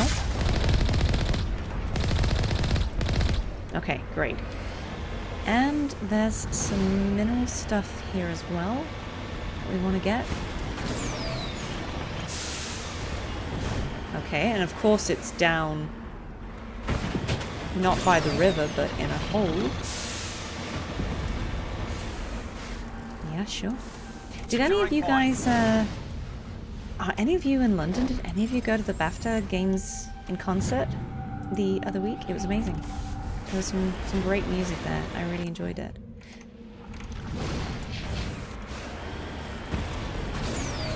There were so many cool people. There was Austin Wintry conducting, which I didn't realize he would be, but that was really cool. Yeah, just so many great composers there, so many cool pieces of music, some really good games. Let's go back up there, I think we might have to go back on this ledge to climb up. This is the worst planet so far. I'm just gonna say it. Okay, I think we can probably maybe crawl this way and then this way. So I think it's like about kind of inching your way diagonally. That seems to do the trick. But it's not easy. Right, this is the last thing we need, so we can jump to our deaths. Yeah, at least the Mako is robust. Right, so this is the thing. Oh, not that far. This is where we started. This is the ledge that we were looking for, where there's some samarium. Yeah, obviously. Great. Let's get off this planet. Let's never go back. What score were they playing? So it wasn't one score. It was music from a bunch of games. So they had a lot of Baldur's Gate music. They had some Tomb Raider. They had some Assassin's Creed, Cuphead. Like they had all these different games. It was just games that had been BAFTA nominated or won BAFTAs in the last 20 years for music. So it was really good. Yeah, Sea Power were there. They played Disco Elysium's some of the themes there, which was really, really cool for those of us who love Disco Elysium. Yeah, that was really cool. It was really cool. I enjoyed it. Right. Okay. You're optimizing your factory in the game that shall not be named. We can talk about that game. What did I miss in the chat? Oh, yes. It's ready to release, voiced by episode 3. It's going to come out with Yoey very, very soon. I will release it, but probably after after me playing today, because it would be kind of silly for me to release it while we're streaming. But yes, it will come out very, very soon. No, it wasn't like new music. It was just music that had been nominated. So it was from Tomb Raider Legends. So obviously that game is quite old. It was just sort of like honoring games music, which was very cool. Yeah, no, sorry, I wasn't talking about the TGAs. I was just talking about the BAFTAs. So that's the British award. It's for film and television originally, but they also have a games award show where it's only video games, and they award things like score, which is why they were doing a concert where. Oh wait, no, is this what I wanted to do? What did I just do? Let's bring Caden and Ashley for this, just because I haven't brought them in a second. Did I just land on the same planet? I think I did, maybe. Let's just see. Let's just see. This is just to check if I'm back on the same planet that I literally just left. No, this looks red. It's not. This is a different planet. Okay. Let's go back to the Normandy quickly. I saw Taro saying Garrus Rex. I'll bring Garrus and Rex. The boys. Mass Effect 1 is quite sprawling. You're quite right. It is, you know, it's not a massive game in terms of, I suppose, how long games can be these days, but it is still a game that has a lot of opportunity for exploration if you choose to do it. Obviously, all of this content is optional.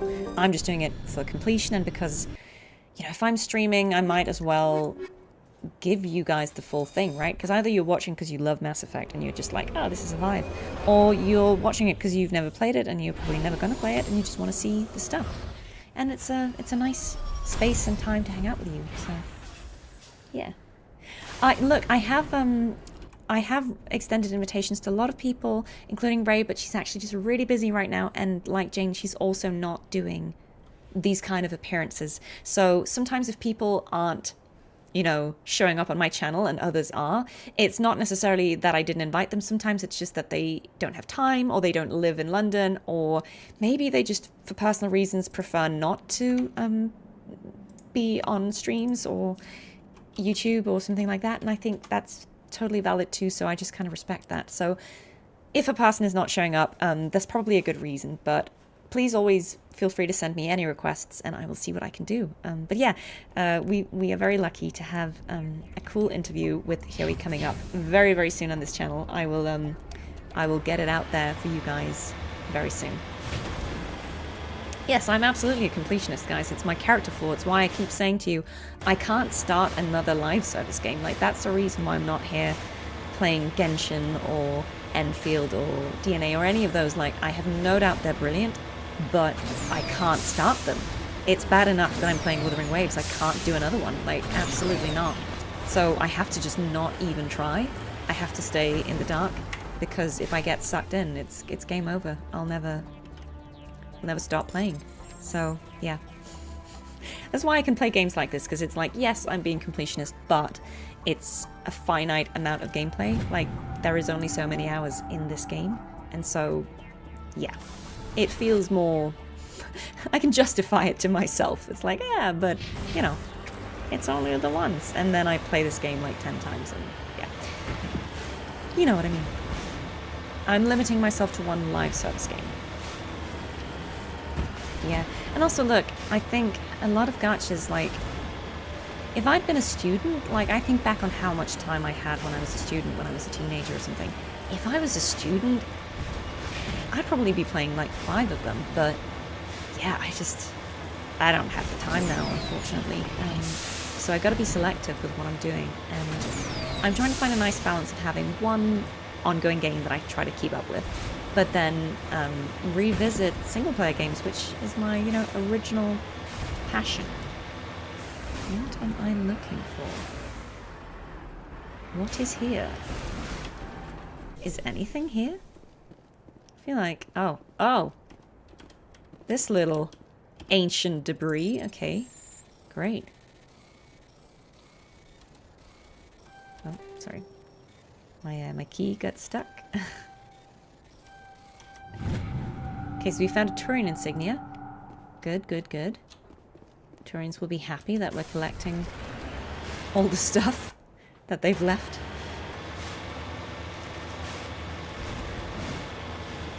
No, look, I hear it. Some of you students obviously don't have time. I just remember when I was a student, and I mean, like, not in university or something, but I mean, you know, if we go back to secondary school or something, I did have a lot of time. I think, oh, odd skull, that's... I smell trouble. Well, that's creepy. Why are we in combat? Why are we in combat? Rex? Okay, let's look at the odd skull.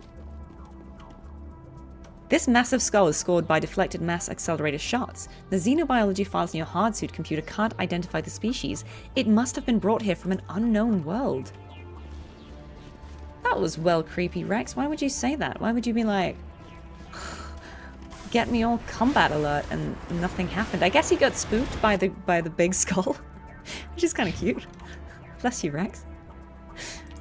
All right, stay hydrated, guys.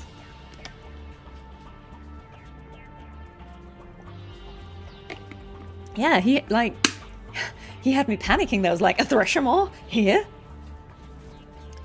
Yeah, do you know what? This is Legendary Edition, so this is the remaster, so it's slightly upscaled. I think the graphics are, you know, a little improved, but yeah, it doesn't look bad. I feel like it holds up pretty well. Yeah. I still think it's a beautiful game. Like, look at these environments. Sure, like, if we go into dialogue, like, the characters have slightly intense eyes. They're a little bit like that, but I don't know, I think this game's still pretty beautiful. Like, Mako's still the Mako, but yeah, I think this game is quite stunning. Certainly in Legendary Edition.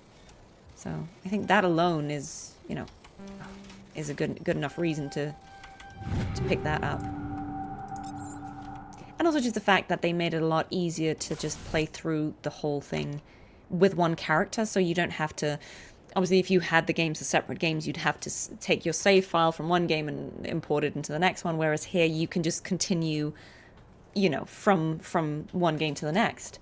Oh yeah, you should definitely introduce your partner to this. I mean, if they like story, if they like games, or aliens, or, you know, any of these things, then I think they would love it. And they could watch you play if they don't play themselves, or you could teach them. I think sharing games with your partners or friends or family is just really enjoying. Like, I'm sharing it with my sister right now, who's probably having dinner while we're while we're doing this, you know?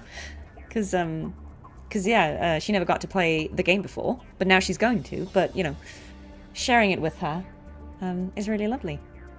10 out of 10 Mako certified? Yeah. I don't know if I'm Mako certified. I don't know if such a thing exists. I think the Mako just kind of does what the Mako wants, and we are all just slaves to its will. I feel like if the Mako had a D&D alignment, it would just be chaotic neutral. Like, the Mako doesn't care about your intentions. The Mako isn't Paragon or Renegade or evil or good. The Mako will Mako. You know? It will... Sometimes it will just, like, lead you to safety. Other times it will throw itself off a cliff and land in a pothole. Mako does Mako things. Yeah, I can't wait to hear how you get on with the Mako Elf and Cataphy. You know, feel free to call me and complain about it, and I'll be like, oh, I know, I feel you. It's an experience, certainly. It's an experience. Right, okay. Let's go. Beryllium deposit. We will be so glad we did all of this when we get to Mass Effect 2. And we're just like, mineral resources? Yeah, I got some.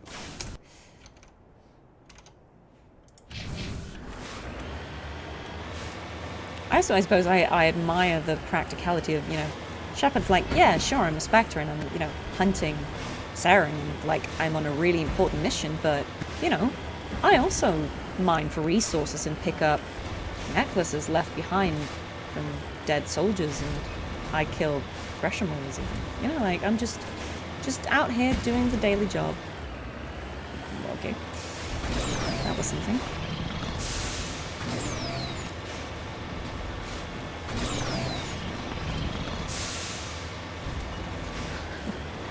The real Mako experience is the thresher maws we met along the way. Yeah, I feel you. So we've got a lot of Geth coming up here. I kind of forgot that that's what I was here for, so good on them to remind me.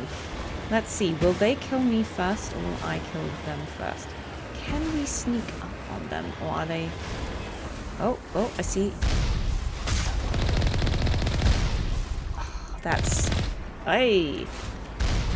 We got them. Let's see, some of them are up here, so I think we need the high ground, Anakin. Yes, we got the turrets here. Yes, nice. Great. Love that.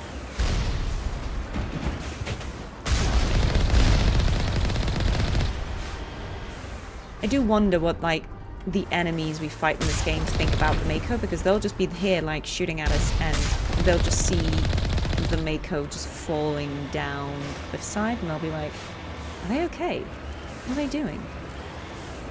Is that some kind of defensive maneuver? And yeah, there's no explanation. It's just the Mako. That's how you beat the enemies. You confuse them, right? Like, think about it. The Geth are basically the most advanced AI possible. So they're too clever. They cannot comprehend the chaos of the Mako. It just completely stumps them. You know, not in a million years could they predict the pure random and chaos that is the power of the Mako. That's how we get them. Also, Shepard's driving. They can't anticipate how bad a driver Shepard is. And by Shepard I mean me, but let's just say it's Shepard. Let's just say that Shepard is a bad driver, and I'm great. You know, Shepard is cramping my style. Alright, okay. I think that was probably it, right? No wait, we didn't get the quest didn't complete. We didn't actually get to the Geth outpost. Let's go back there. It's up here. Well, I think we just go to the top of this mountain ridge and then we backtrack a little bit. Danger no rules. Yeah, look, I have to keep my... I have to pretend that I have some semblance of pride. I don't really, but... certainly not in my Mako driving skills. I concede that they are questionable. Okay, let's follow the road. I feel like following the road would be radical for me. So let's just follow the road. And we might actually reach the outpost. Wow! I, for one, am shocked.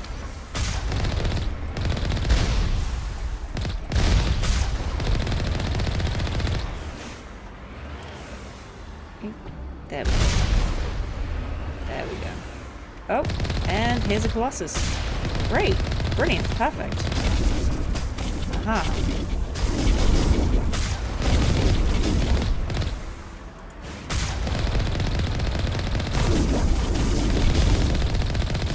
They are quite annoying. Strange. I expected one of these outposts to be the main base of operations for this Ooh, what's this weird helmet on Garrus? Hold up. This receiver's Hate picking that. up some kind of transmission. Based on the signal strength, I'd say it's coming from See inside the this star BioWare cluster. pattern. We go It 4 must be a places message and we from unlock the a 5th. primary Geth base. We can use the signal to lock onto its location and take them out. Alright, I'm in. Fine. Let's go. Where did we leave the Mako? Yeah, you're quite right. If Shepard has 2 left feet dancing, maybe she uses them to drive as well. Do you know what? I think that's exactly what it is. It's just that Shepard is a little uncoordinated. And, you know... Yeah, what was that Garrus helmet? I was taken aback. Why do you look like that? Right, okay. The Grissom system of the Armstrong Nebula. Okay. Right, let's go. So, we unlocked a new system in this cluster. Grissom. Grissom Academy. That's a Mass Effect thing. It's a biotic academy. We'll come back to that. That'll probably be in a later game. She's like, why do I know this? I think that'll be Mass Effect 2 or 3. No spoilers. Okay, that's the one we land on. Let's not do that first. Let's just do the little scan, because I will forget.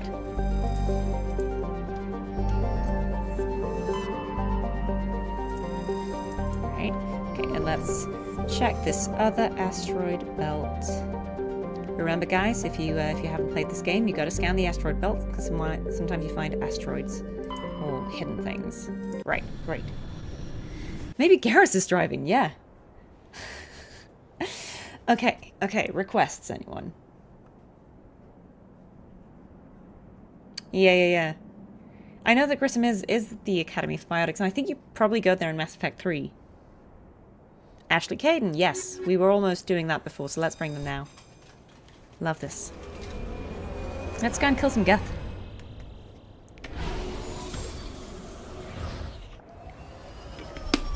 And also hydrate. Okay, so what planet is this? Sulcrum. Okay. Sulcrum. Right, okay. Great. Let's just start with the things we're close to.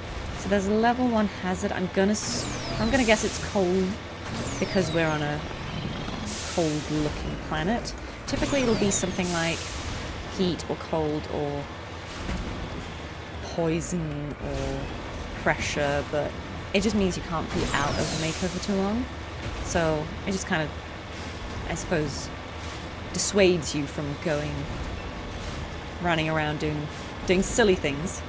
Not that I would. I would never do silly things in this game. I'm very serious. I feel like at this point I can't even pretend anything because you guys have watched me play this game, so you guys know the truth. You're actually seeing sort of the unfiltered truth about how I play games. I think more so than in Wuthering Waves, which is a game, you know, obviously I'm playing it for the first time.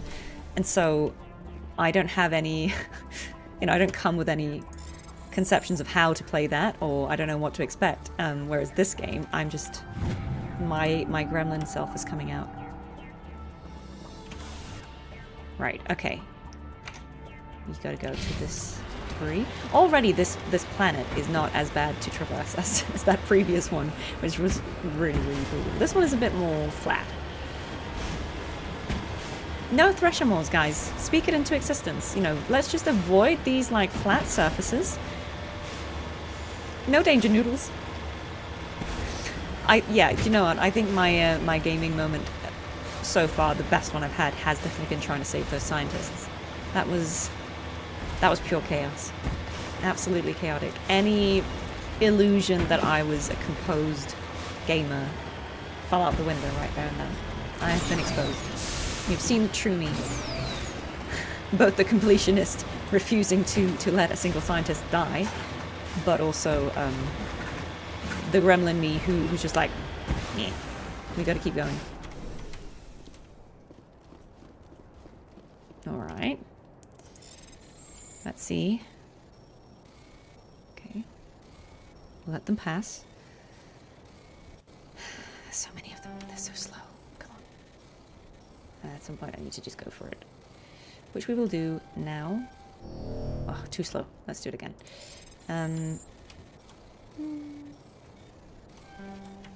Sometimes you can kind of like outrace these, but I just can't be bothered. I would rather just wait for them to go. Ooh, our inventory is getting full. Shocking. But that means we can turn some things into Omnigel. Yes. Which is good, because we use Omnigel for all sorts of things. Let's just Omnigel a bunch of stuff. Great. How nice. And we should also sell stuff. I should probably also check if any of these friends could use some weapon upgrades. So I might have found something that is better than what we're currently... I mean, I'm using the Spectre gear, so probably not for me, but, you know. Nope, nope, let's not do that. It's just good every now and then to... Yeah, like, I'll do this. I don't use the assault rifle a lot, but it's fine to have. See... Caden, yeah, he can use this one. So basically here you kind of see if it's an upgrade or not. Like, yellow is an improvement, red is the opposite, green would be the same. So you can just kind of like... He's not going to use the shotgun a lot. But he does use this. He does use pistols. So... Yeah. Oh, we could give him a better... Significantly better.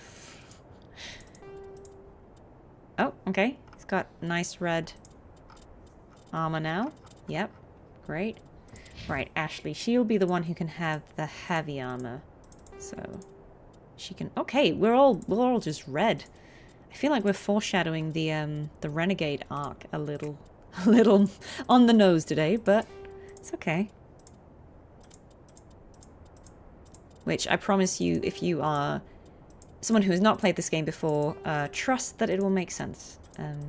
It's not going to be just, you know, for the sake of doing something different. It will make sense. All right, okay, great. So where were we going? Oh, 1 second.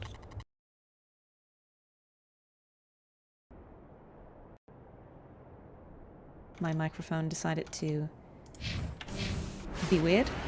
Let me fix that. I mean, I am a little gremlin. Yeah, I appreciate you guys. The armor looks good on Ashley, yeah. I don't know why they were so red, all these ones, if it's just that they were the same brand and or sort of label, what do you call them? Mark, and so they all had the same color scheme, but... Am I going to be a voice actor in ME5? I don't know, guys. I would love to. I don't even know if they're recording for it yet. I don't know when it's how far away that is. It's been a development for a while. Can I do a thresher maw scream in Cardathia's voice? What do the thresher maws say?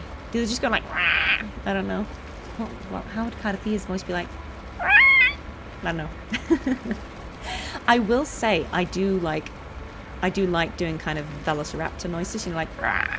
Rah! That kind of stuff. Nobody's asked me to voice one. I'm shocked, right? Why has nobody asked me to voice a velociraptor yet? Yeah, Droodle, you got that emoji there. Yes, they are doing a Mass Effect 5. I think it's called 5 because Andromeda is being counted as the 4th. Yeah, it's in development. Hi, Ronan. Hi. Glad you can join us. Yeah, I don't know that there's no like release date for that. I think that's still a while away. So I have a shot. That's what you're telling me. I have a shot. I could be a danger noodle or a Geth, or well, there might not be any Geth in there, but you know, I could be any of those things, or I could be someone that you can punch. You know, like a reporter or something. We'll see. We'll see. I can only dream. Get me in all the sci-fi franchises. That and Fate of the Old Republic would be the dream. Alright, I think we're just gonna have to Mako it towards the mineral.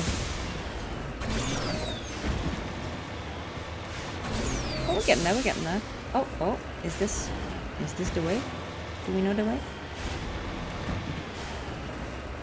I mean, it's a way. It's not necessarily the path that the gods intended, but it is a path. I'll hear no Mako slander. We can slander the driver, but no, not the Mako. Okay. Take him out. Oh my god, another scare. I think it's because of the hazard of the environment. I think that's why they get a little trigger happy. I think it's just because when we're exposed, we get like the hazard causes them to do that, but it scares me every time. I'm like, wait, who's shooting? And nobody's shooting. It's just the companions being silly. Will I try the Fatal Frame 2 remake on the channel? Yes, guys. When Fatal Frame 2 is out, the remake, Crimson Butterfly, I will absolutely play it. I think that happens in March. So I think this month we are just going to carry on with Mass Effect. We're going to play some Wua, Disco Elysium. But from March on, I'm probably going to start doing doing a playthrough as well. So my ambitious plan, subject to my work, is that I will be doing probably 3 streams a week. Maybe. So I will be doing the new game, which is Fatal Frame. So for those of you wanting to see the horror stuff, yay. I will be doing the retro gaming, so we'll continue on with Mass Effect. We're going to play them all 3. Andromeda, maybe. But at least the trilogy. And I will also be doing Wuthering Waves updates when they come out. So yeah. So there'll be lots of stuff. I don't have any pets. No, I would love to have a cat. Yeah, I don't have any. I live in a flat and I travel a lot, and it's just not that easy for me to have a pet, unfortunately, so I've made the choice not to, but I would love one. I live vicariously through everyone else's pets. Tom Hiddleston does a great Raptor impression. I can believe it. I can absolutely believe it. Yeah. There's a lot of jump scares in this game. Yeah, the Wuthering Waves update is coming out for some of you today, depending on what time zone you're in. For me, it's still the 3rd. No, sorry, it's the 4th. I mean... Oh, wait. It's coming out tomorrow for me. Yes, it's Wednesday for me. It's coming out on Thursday. So, for some of you, it's coming out today. For me, it's tomorrow. But it'll be very exciting, and I'll be playing it on Saturday, so feel free to come back for that if you're around. Yeah, so I think for the next little while, what's happening is that I'm playing Mass Effect on Wednesdays. I am doing a bit of Wuthering Waves on the weekends, and I'm also going to be doing Disco Elysium next Friday. So the schedule changes around a little bit. It's not always the same game on the same day. For instance, I'm going to try and time it so that I am doing the Mass Effect finale on a weekend, because I know for especially my Australian friends, it's a little tricky to make this Wednesday slot work because it's the middle of the night. So yeah, I think hopefully there'll be lots of stuff coming for everyone, regardless of what kind of content you are interested in. Right. Let's get these guys in the tower first. We've just got the Colossus to because the Colossus is slow. I think, yeah, we got all those tower folks.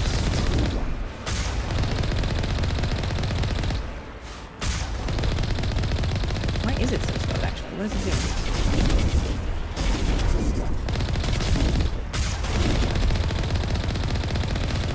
Right, but this is actually a place we can enter as well. So let's just see what's inside. Because this is what we came for, right? Like, this is the secret base. All right. Yes. So some of you are pulling for Imeth today, and if so, congratulations on your pulls. May they be blessed.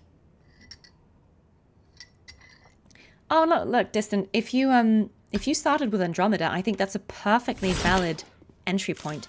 And I think Andromeda has many merits. I think it is a great game. So the only reason why I hesitate to say if I will play it as part of this is both because I'm not sure it is actually 10 years old. So which is kind of the weird limit I set for the retro gaming stuff. It's like it's games that are more than 10 years old because I figured people won't be talking about them or playing them as much now. And I can't remember when Andromeda came out, but I feel like, has that been 10 years or is it less? I feel like it's maybe less.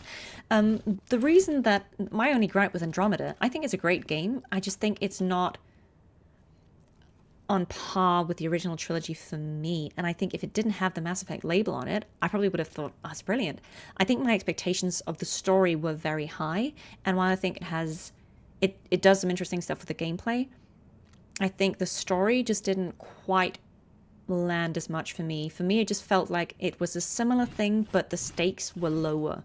And I also felt like the companions felt like similar tropes, but executed less well. So for me, I think just because I came from playing the trilogy, where it's very unfair to compare them, because the trilogy, you have all 3 games with the same protagonist and more or less the same companions. And so it's the same story, the same conflict. So you've got so much time and plot and, that you have built upon. So obviously your investment is incredibly high. And for a new game to try and match that is obviously impossible.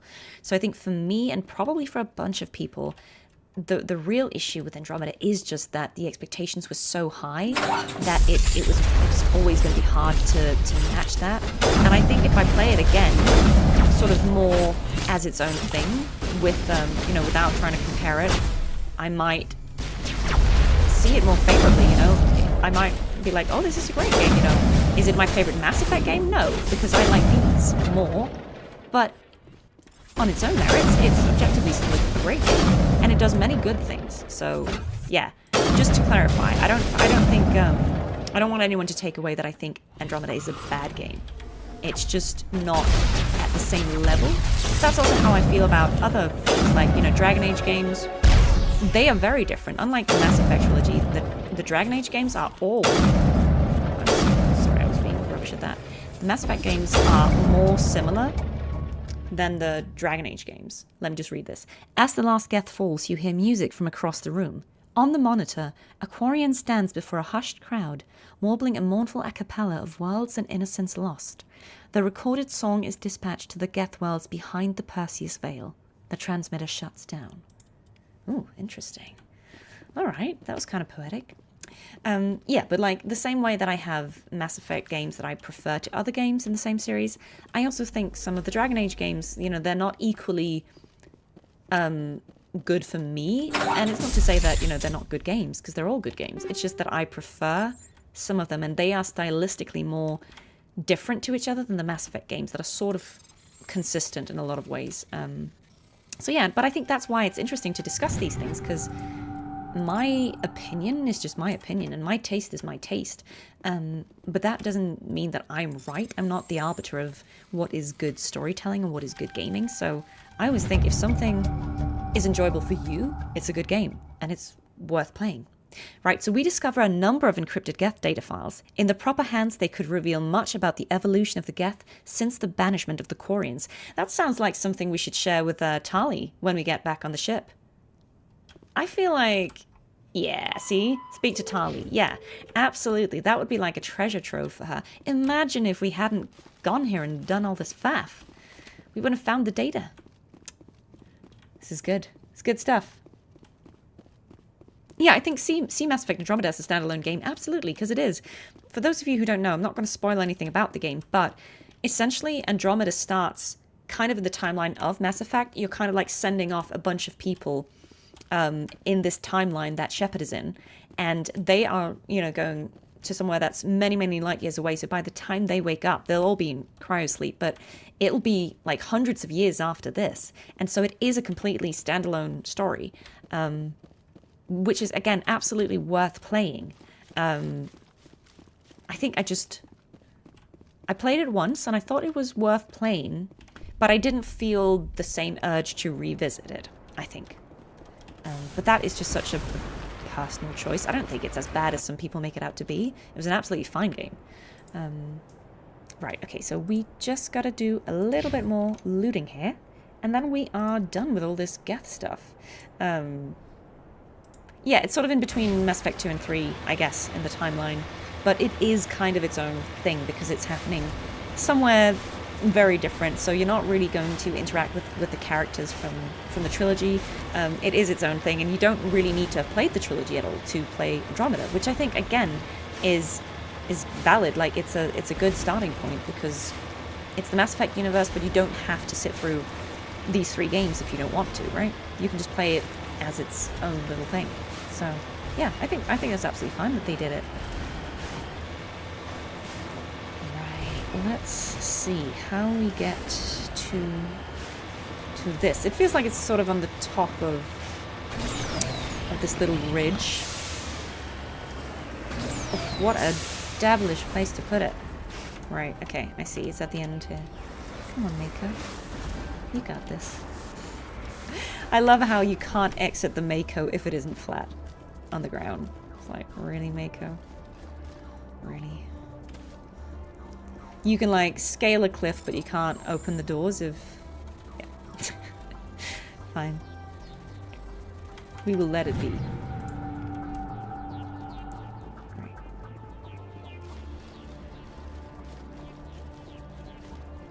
I think one thing that Andromeda does really well is, in more ways than this game, it gives you that feeling of exploring space, or like, you know, a new undiscovered world. Like, you do get that frontier feeling that I think a lot of people find really exciting, that space exploration, whereas, you know, we're doing this, but this is just, you know, a bunch of empty planets, and there's a bit of combat and a bit of looting, but you don't really necessarily feel like you're doing space settling, which I feel like Andromeda does a good job of doing. So for anyone who enjoys that kind of environmental gameplay and exploration, like, I could see why that game maybe would be really fun to play.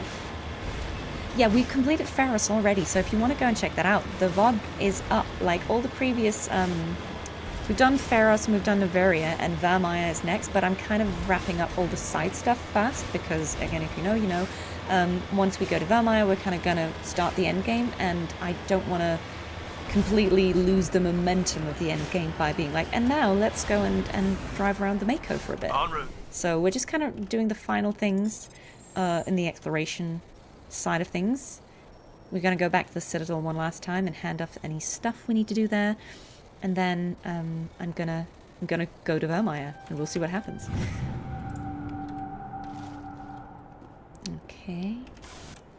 Yeah, I think that was it. Okay, so that's us done with this cluster. We don't have a lot left now. Very good. I'm gonna save just because I haven't for a while, and that would be terrible.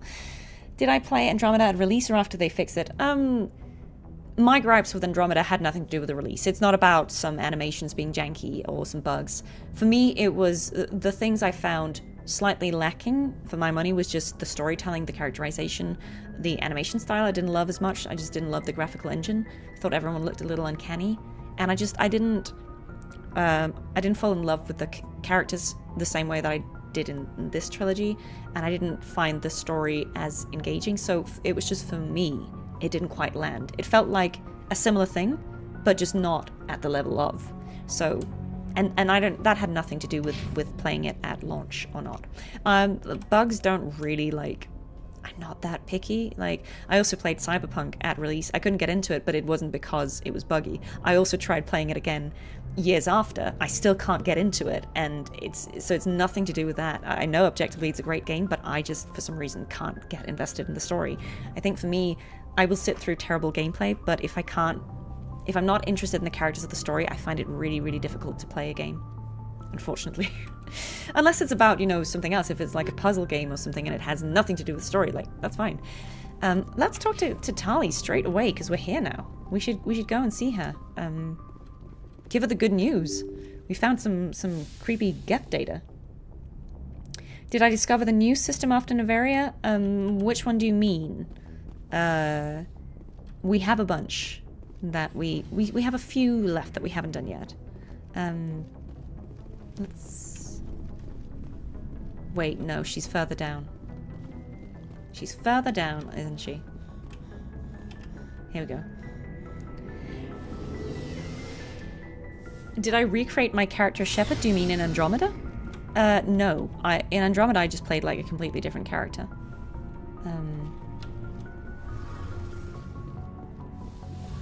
Look, there's no right or wrong way to play a game. Like, whatever attracts you to the game is what attracts you, right? For me, it's the characters and the story. Shepard, I need to talk to you. It's important. Imagine Tali saying that and your response is, don't waste my time. Is something wrong? No, we have time. You know the data you took from those Geth control nodes? The information you uploaded to Alliance Control? I want a copy of it. Yeah, of course. You want to bring this data back to the migrant fleet? Those files have information that could be vital to our efforts to understand the Geth. It could be the key to helping us reclaim our home Yeah, world. we're going to stick Theta as well. We haven't gone there yet. Yeah, of course you can have the data, Tali. I mean, I think what's so interesting, especially about Mass Effect 1, but all of them really, is how many conflicts really are about navigating two sides of some, you know, conflict, like the Geth and the Quarian, the Krogan and the Rachni, everyone else in the Krogan, where one side is saying, we absolutely need to wipe out this other species because they're a threat. And it's just interesting how many of the dilemmas and discussions are about, is it okay? Should we just wipe out another race because they're, you know, fighting us? Yeah, I just think it's interesting, like the ethical dilemma there of, you know, on one hand we're saying, oh, it's terrible what happened to Rex with the genophage, but let's kill the Rachni, or let's kill the Geth, right? Like, I just think it's very interesting. It's a really recurring theme, and I think it's great. You think you can use this information to destroy your enemy?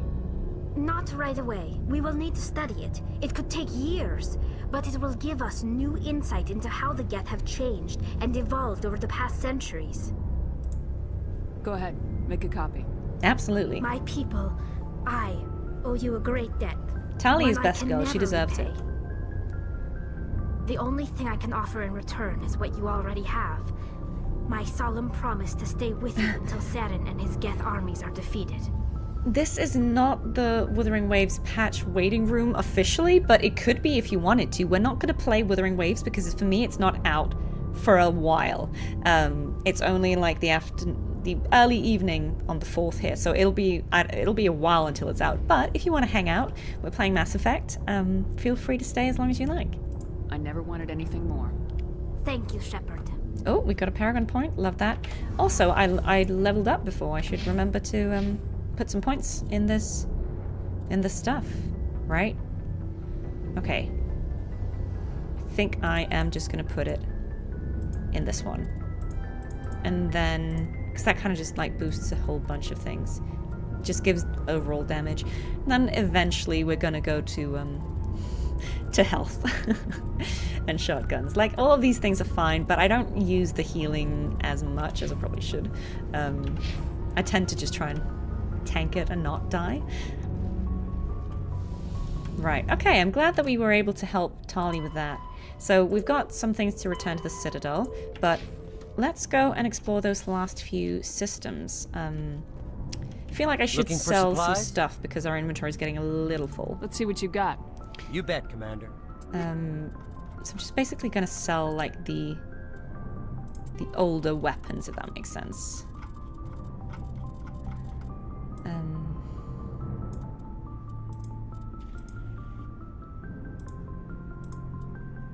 Oh, I can't sell it? Okay. What? Okay, never mind. We'll just medi-gel the whole thing.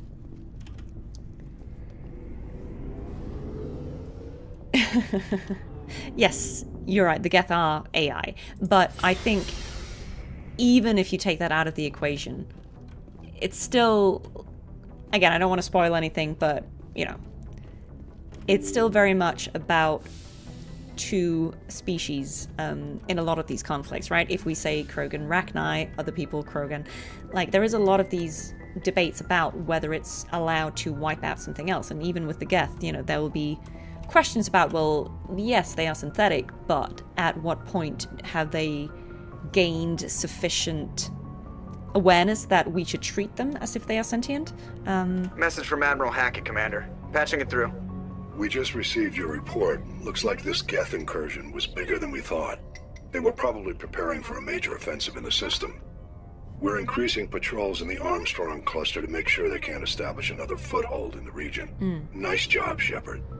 You saved a lot of human lives on this mission. All in a day's work. Hack it out. It's a good thing we did that. It's a good thing we did that. Yeah, guys, we are going to be somewhat renegade in 2 and 3, but it's, as you say, it's Paragade. I think there are some really valid renegade options, and the reason I don't play renegade in Mass Effect 1 is I just don't feel like it was implemented well. It feels a little like they were still trying to figure out how they wanted to use it, and sometimes it just, for me, veers a little bit into something that is closer to the old, like, evil alignment in earlier role-playing games, which, again, is fine, but I'm just not interested in being evil for the sake of being evil. I think Renegade can be interesting because it's not about just being mean and horrible. It's, I think, about putting the mission first. And so I think certainly in 2 and 3, there are a lot of Renegade choices that feel completely reasonable and are actually really funny and really interesting. And I really think Jennifer Hale does a great performance as Renegade Shepard. So I kind of want to share that with you guys as well, because I know a lot of people have different opinions. Some love Renegade, some can't do it, but I think I want to explore that. But we are going to still make some Paragon choices, because again, for me, I see no reason to, in an interaction with, say, a friend or a companion, there's no reason to be like, Tali, don't talk to me, right? Like, that's unnecessary.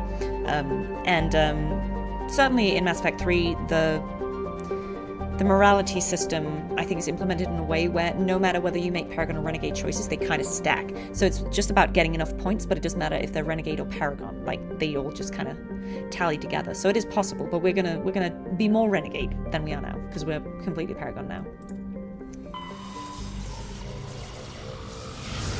Yeah, look, guys, it's all gonna make sense. The journey will make sense. There is definitely a Shepard arc in mind for me as I'm playing this. Because again, you know me, I have to think about the storytelling. So all the choices about romances or backgrounds, like it's all going to make sense. I forget that we're technically, I think, kind of romancing Caden. Like, we've just flirted with him a tiny bit, but like, maybe we should talk to him again at some point. You know which choices I'm going to make in Mass Effect 3? Maybe you do. Maybe you do. Hey, I know which ones I'm taking. Right. Okay, friends. Any requests? Rex and Liara, got it. And yes, you're right, I think it was definitely inspired by Knights of the Old Republic. So in the first game, certainly, I think it feels more like light side, dark side, which is why it's not as appealing to me to play Renegade here, because sometimes I just feel like, I don't know, it's like, if the mission was to stealth in and do something, and the renegade choice is just like blow everything up, then I'm like, you just failed the basic mission parameters, and to me that's not very renegade. Like, renegade is to do it at all costs and kind of accept potential losses, right? It's like the utilitarian, you know, we can sacrifice 10 people if it saves 1,000,000, right? It's the math of it, and I think that can be interesting and maybe even realistic. I'm not a soldier, I'm not a marine, but I imagine that mindset could make sense for this kind of character, right? So to have it just be like, yeah, I don't care what you say, that kind of takes me out of the role play, because that makes me feel like it's not that I'm a pragmatic soldier who has to make really tough calls, and that's why you are in this position, that people look to you to do these things because you are the person who can make the hard calls. Then you're just like unnecessarily unpleasant, right? Just for the sake of being so. And I'm like, okay, but I don't know, it just kind of takes me out of the immersion, because I feel like, why would Shepard just be like some warmongering, I don't know, bully? That's not how I want to play it, certainly. Alright, let's see. And another planet, another opportunity to get eaten by thresher maws. I hope that doesn't happen, but we will see. We will see. I can hope and dream. I don't know how many thresher maws are left in this game. Mako be Makoing. But yeah, we are in Styx Theta now, which is the system that unlocked after Noveria. So we will go and see what interesting things may or may not dwell here. Again, hopefully no thresher maws, but I do see some flat plains coming up, which makes me slightly antsy.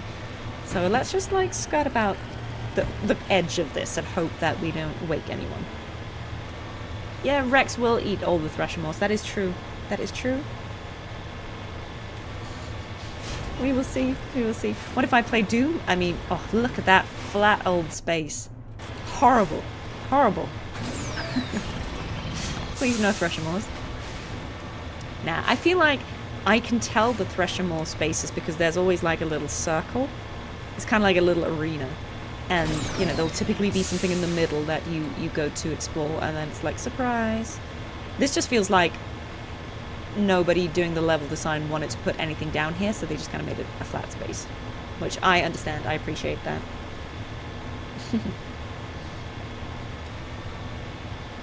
Right, okay. Right, get a little crashed pod here.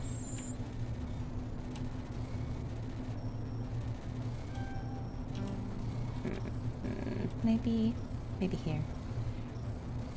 The timing, it's like when they're coming from both sides. I might have to restart this one. Let's try that again. Okay, I think this is a nice spot for it. Okay, the limit is 300. Okay, so at some point I gotta start clearing that stuff out. Right, where are we going? Where are we going? We gotta go down here. Oh, please go and have a snack you haven't eaten in a while.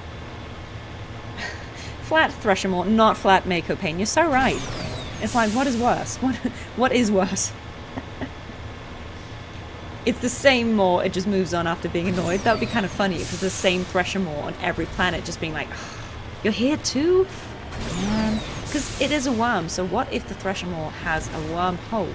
And it's just... See, like, this is sus, right? Like, what is that? It's a bunch of... Geth?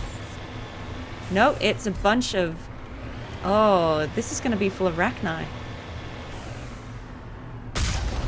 Isn't it?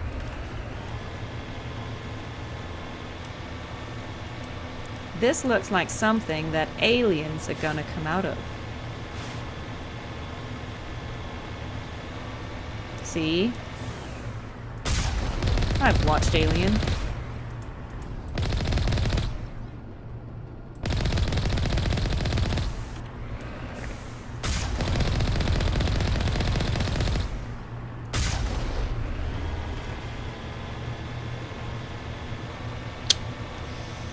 I know how this is. But we're getting a lot of money from it. These Rachni were carrying gold. Can we, like, reverse over it?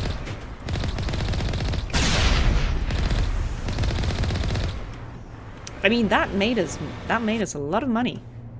I don't really know why, but don't question it. We're just not going to question it. The Rachni were made of gold, or they had valuable ingredients, or shells, or bits. Yeah, I mean, let's just not question it, right? Like, whatever it is, whatever it is. It's making us money, and look, we are getting... What? We made like 2 million since the start of this stream. What on earth? 2 million credits. Jokes. Let's see if... Oh, yeah. Give everyone the new weapons. Here you go, Liara. Have some stuff. Not that she's ever going to use these, but have them anyway.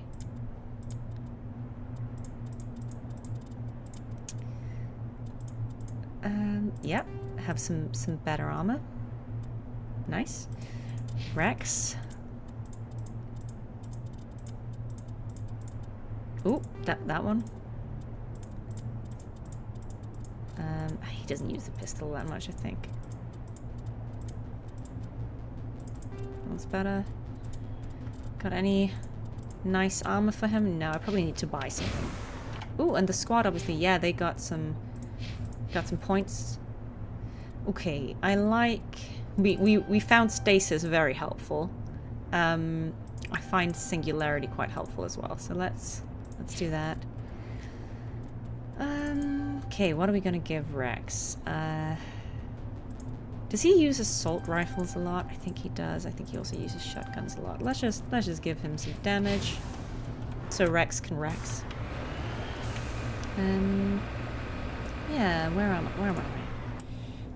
I'm down here. Great, yes. We're gonna just go for this little question mark. I can buy a whole Spectre sock, you're quite right. It is actually really expensive, the Spectre gear, but the good thing is... Wait, what level am I? 25. Okay, I think 30 is the cap in Legendary Edition, which means I don't think I'm too far away from being able to get the good Spectre gear. So when we go back to the Citadel, we definitely will check that out. Oh look guys, it's more aliens. I'll take these guys over the thresher maws though. Like, these are fine. Oh, okay, we gotta shoot those. Let's just like trigger everyone and then shoot them all at once.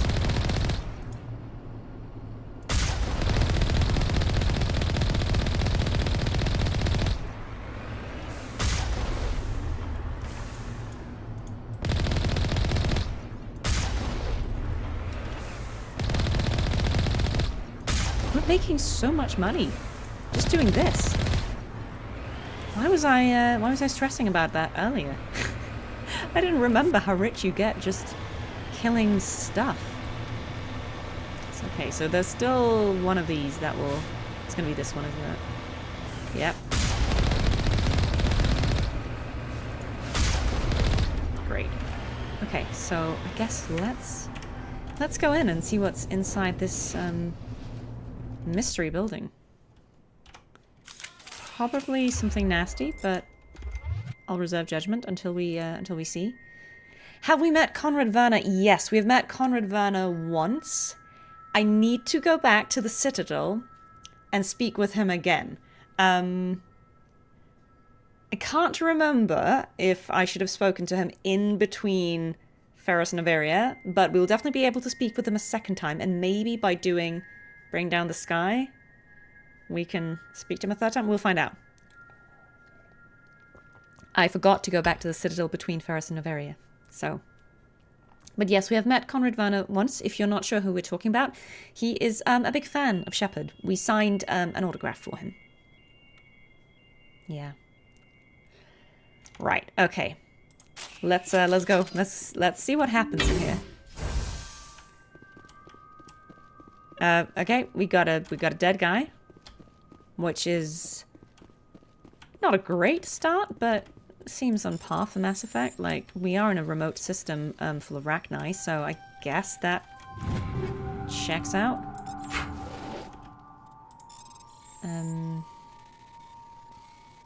Yeah, I'm fully expecting to be jumped by some Rachni in there. And we could be like, hey, we didn't kill your queen. But I think, unfortunately, the problem is these Rachni are crazy. Because they were raised away from her. Over there! Oh, thanks, Rex. Yeah, okay. Full of Rachni. Might be a shotgun situation. Because they're gonna do this annoying poison thing. Okay. So now we just got the big ones. Okay, we can snipe those. They're just staying in their lane. Right.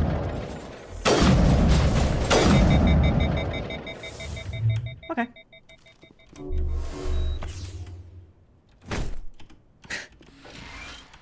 Alright. Okay. That was not as bad as I thought that was going to be. Because they just stood there. The two big ones. They were just like leisurely shooting from afar. Upgrade kit. Yes. Take all. We got to start omni-gelling some stuff here. So we can repair the Mako when the thresher maw spits at me. I think at this point that is all you do with it. Yeah, Rachni doesn't scare me now after all the thresher maws, I'll be honest with you. I'm just like, oh, yeah, fair enough. Wow, I thought that was a bunch of Rachni for a second. Okay.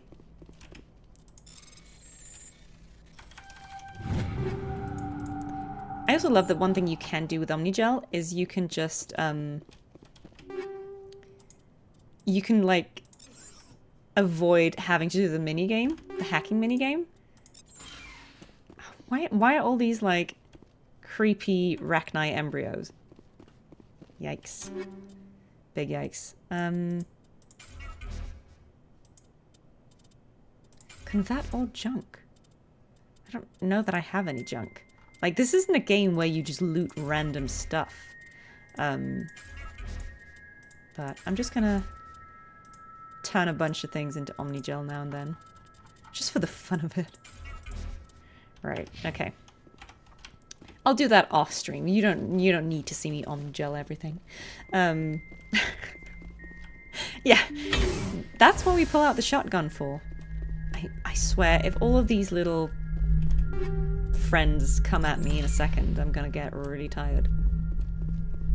Okay, we've got a few things. We've got the terminal and the emergency. Mayday! Mayday! Mayday! This is Lieutenant Marie Durand, 314th Infantry, Alliance 10th Frontier Division.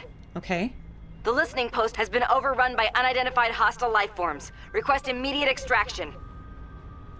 Yep, I mean, that's probably why we died.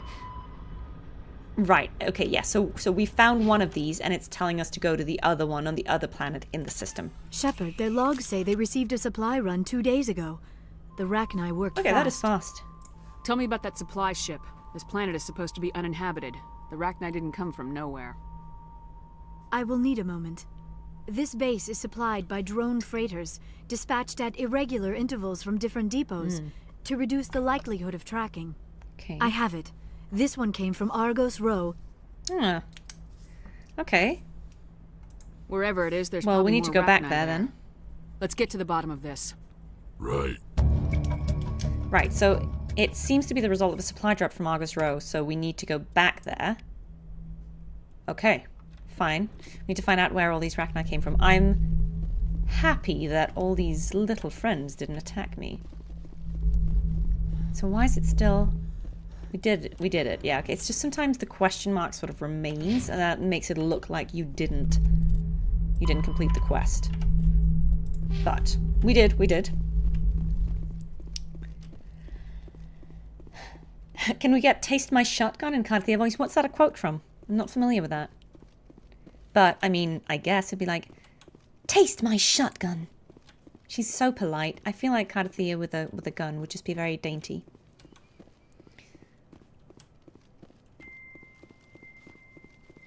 The eerie music. I love this music so much because it's so spooky but calm at the same time. Alright. Okay, let's... Oh, I parked very close to that entrance. Yeah, so we have, like, there's something right over here.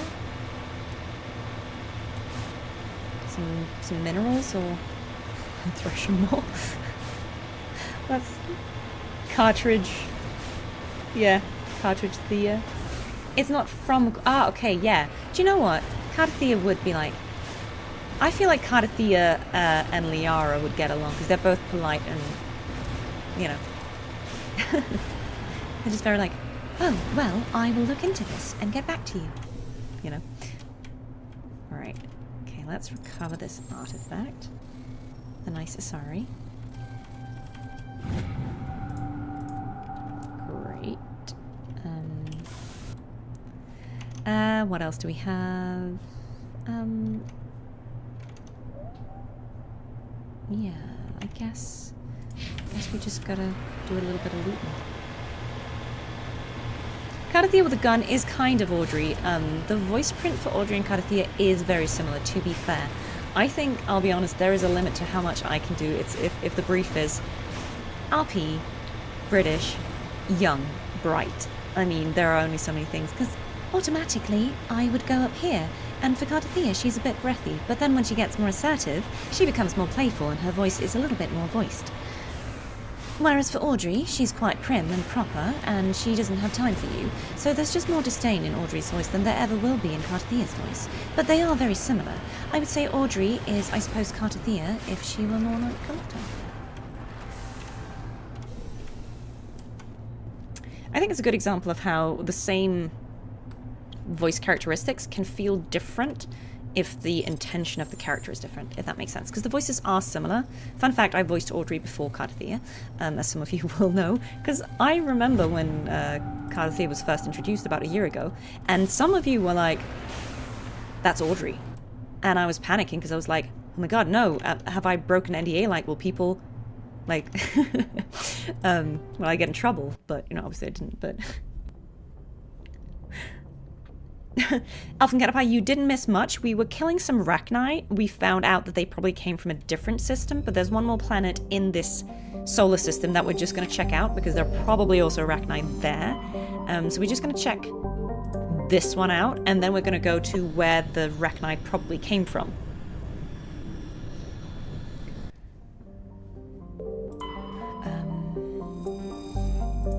I think before we land on this one, this is probably a good time to take, like, my usual midway bathroom break.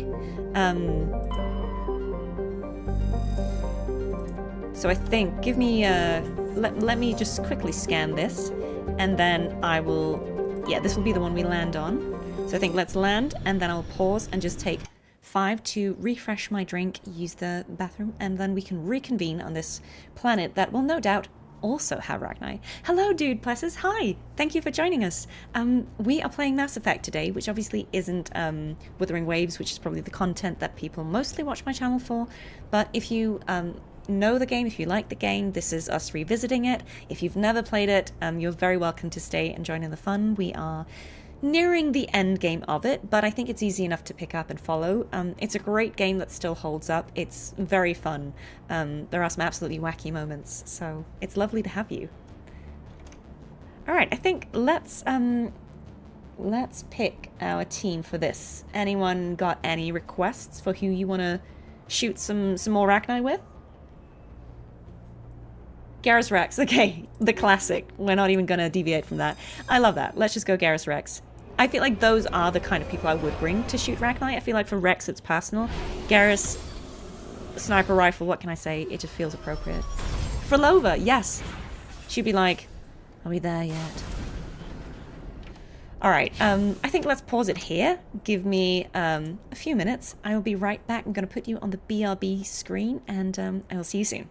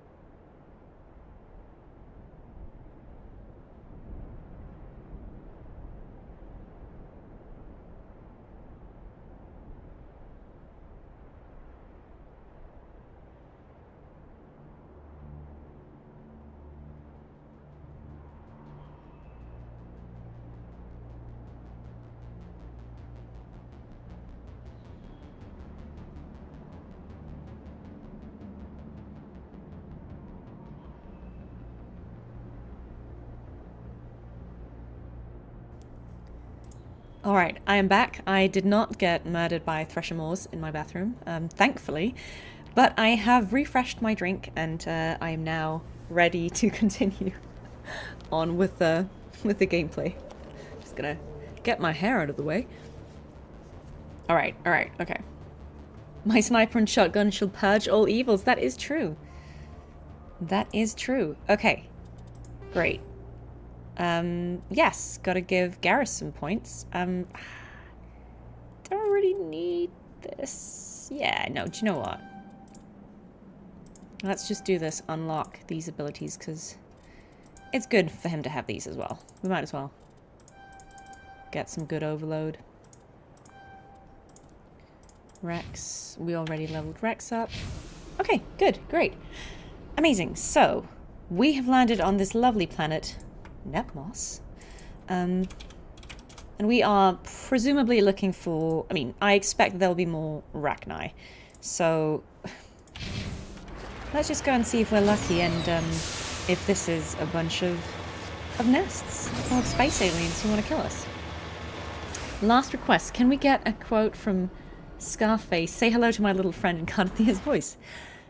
Yes, absolutely. Let me think about that.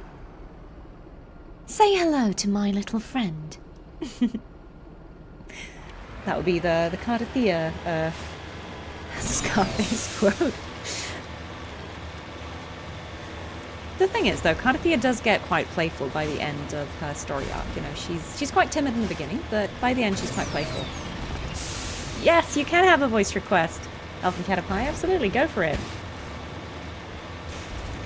If it's a voice I can do. I make no promises. Oh, wait, what? Oh, that's the tiniest item. Okay, let me just completely drive over that. Sorry. Okay, okay. Buried safe box. Yes. Who buried this here and why? One of the miners had a League of One medallion. It's possible he discovered it while they were digging, but there's no way to know for certain. Right, okay. So. Yeah, guys, I'm not gonna... If you're being polite, and if it's something I can do, I'm happy to oblige. You know, sometimes people will have some slightly crazy requests, but you guys are being reasonable. Alright. Let's make our way over here. I kind of like how this feels sort of like a volcano-y. Like there was a volcano here once, because you've got this sort of like ash raining from the sky. There's a little bit of cracks through the ground. Oh, okay, we got two things here. We got some minerals. We gotta go get that. Yeah. Well. Okay, I see there's an outpost over there as well. We probably need to check out, but let's start by seeing if we can... Wow, if there is a hole, the Mako will fall in it. It's just a law of nature, actually. Come on, friend. You got this. Yep.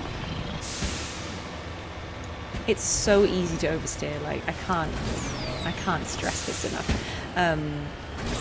You know, it really does look like I'm drunk, but I promise you guys, it's just actually really hard. Okay. We found a way. We found a way. It'll just be over here. Very good. Very good. Excellent. Right. Titanium deposit. Gonna mine that. For those who come after, which is me and you in not that long. Because we're getting close to the end of this game. Right. And then we have this outpost that was just around the corner here. Oh, the line. Yes. Okay. Absolutely. I will read that quote for you because that's a good one too. Let me just stop the Mako somewhere. Let me just get that quote up. Can you feel it? The frequency of the wind. It's resonating between us. It's always a good quote. Yeah, guys. The only time I would refuse a request is if you're, you know, telling me to do something that would be rude or insensitive. You know, sometimes people ask me, like, can you do a Japanese accent? And, you know, even if someone is asking that in earnest, I'm going to say no, because the thing is, it's one thing for me to make fun of, like, a Swedish accent because I speak Danish or something, right? Like, that's just kind of playful banter. But I kind of feel like if I start trying to do accents that I have no business doing because I don't speak that language and I have no reference for it, then it just kind of veers into, I don't know, like parody or stereotype, and I feel like we're better than that. So I'm not going to do anything that I think could be seen as mocking. Yeah, or anything that's just like unkind. I don't really want to do that. Okay, so we can't go in here yet, but maybe we can later. I think we'll come back to this place. Yeah, so I think most voice actors will have the same opinion. Like, if someone asks us to do something respectfully, we're happy to oblige, because we are silly people. But if someone is being a bit weird with us, then we might say no.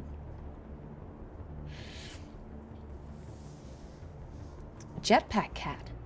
Is that a new Overwatch character? Ah, like very exciting. Can I mimic Imeth's voice?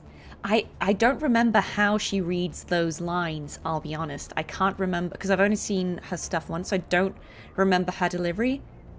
But she's got like a really bright voice, doesn't she? So it'd be like, saving the world, or the savior rises. I don't know how she says it, but she's got like a bright, like Gen Am kind of voice, isn't it? Like, very cool. She's got kind of like, it's the same kind of accent as Lene.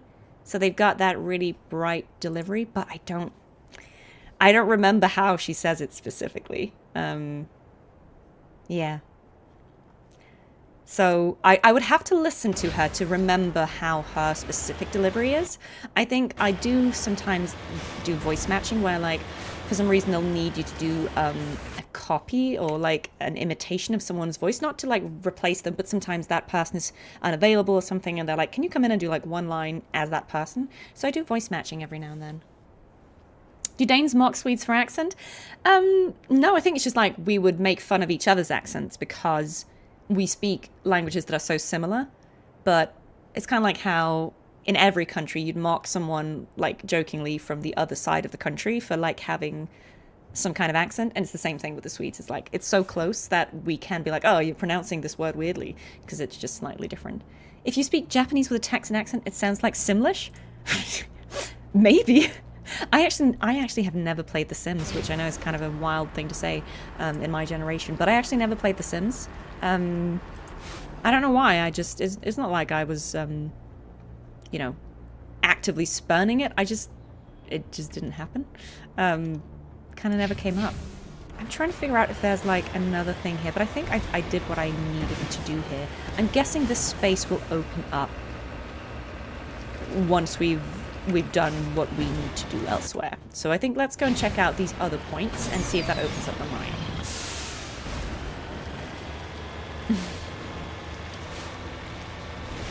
And again, I mean, I also mock Danish people for Danish accents, so you know, I'm equally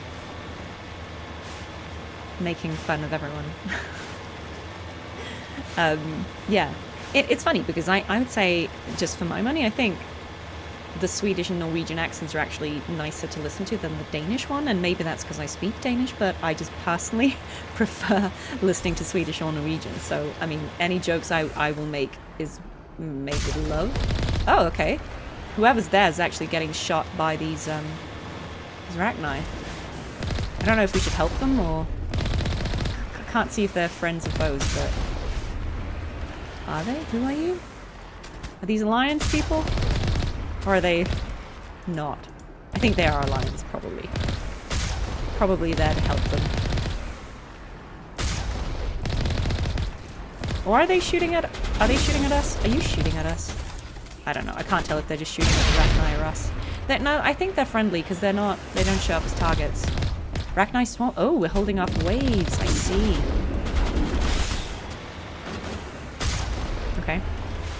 Okay. These are definitely Alliance soldiers, I think. Or certainly friendlies. Let's help them out. Let's help them out. Let's just drive around for 38 seconds. Yeah. Look, there's just something I think if you are a younger generation Scandinavian and, you know, you speak English quite well, I think there's just something about the accent that feels a little cringe. You're like, because it's so heavy. But I'm sure everyone feels that way. Yep.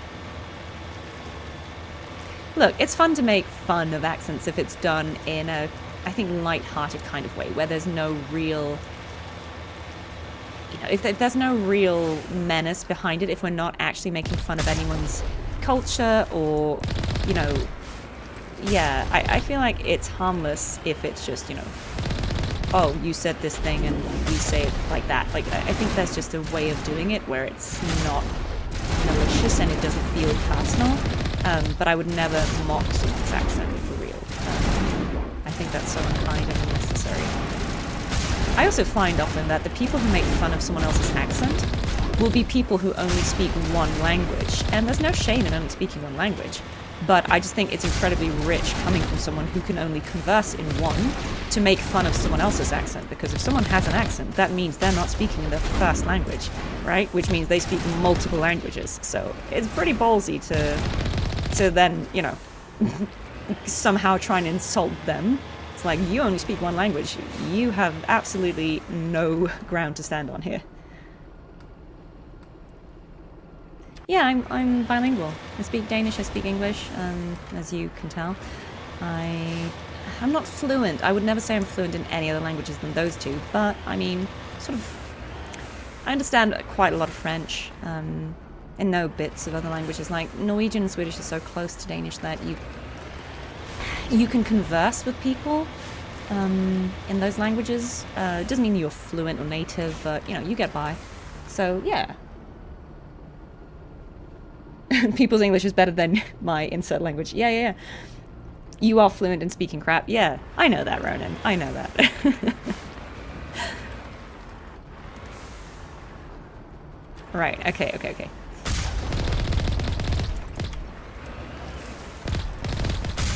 Right, okay. We've got a lovely little moment here of just trying to hold down the fort against the Rachni, helping these people not get massacred. It makes sense that this planet, this system isn't available until after you've done Noveria, because otherwise you'd just be like, oh yeah, here's the Rachni, you know? It kind of needs to be a surprise, I suppose, on Noveria.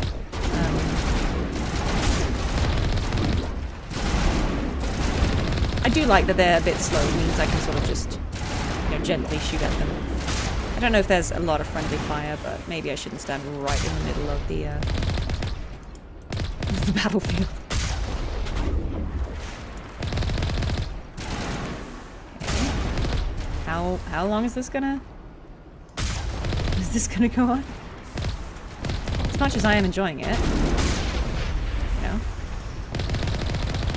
I feel like surely there should be a big one at some point that we kill to mark the end of it.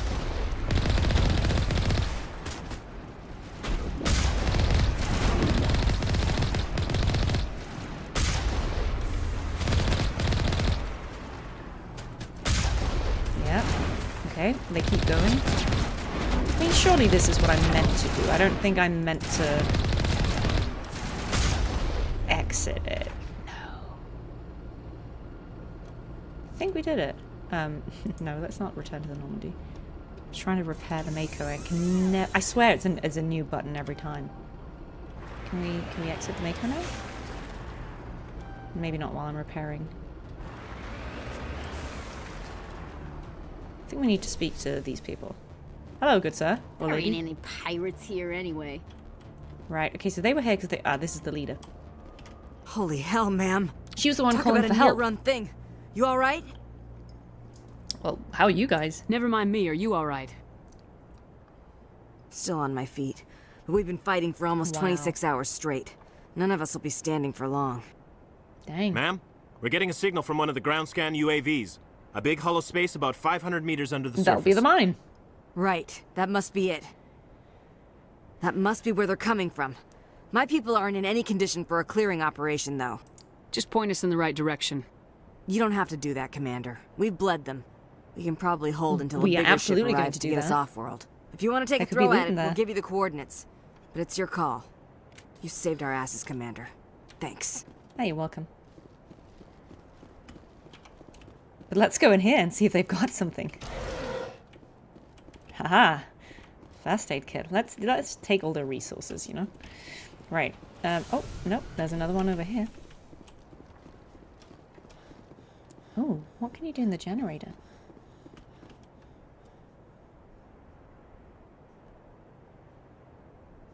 Right.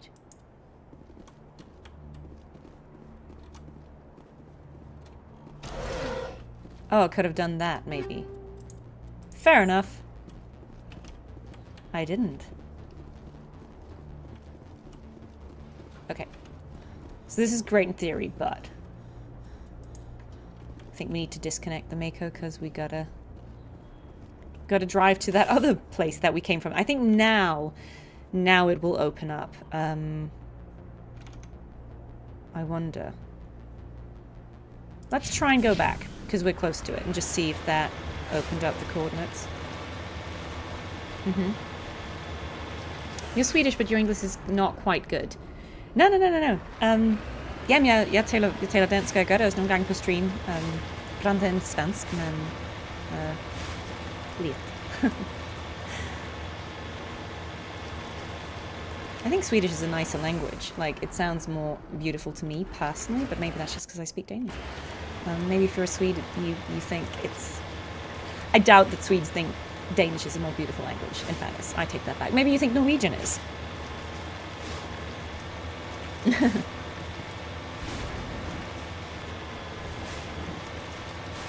Ja, svenska. Det är bra. Danska konstigt. Heading to position. Right, okay, let's see if this is the mine we can go into. Oh, greetings from Iceland. Hi. Hi. Icelandic is beautiful, I think. I don't understand as much of that because obviously it's more different. I think a lot of people from Iceland, they might know Danish because I think it was taught at one point. Sorry guys, you had to learn that. But Icelandic is beautiful. And Iceland is beautiful. I've been there. It's really nice.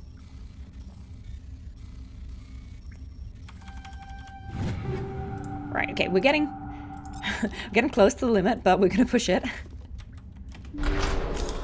Right, we are absolutely anticipating Rachni in here, so let's go shotgun, I guess. Det är helt okay. Tack.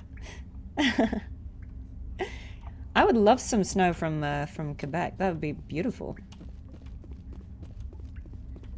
I haven't had any snow in London this winter.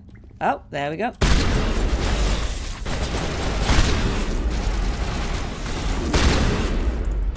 Time to shotgun. That's the last one. Right. Great. Okay. Perimeter clear. Oh! Rex, you spoke too soon, man. Giving me a false sense of safety.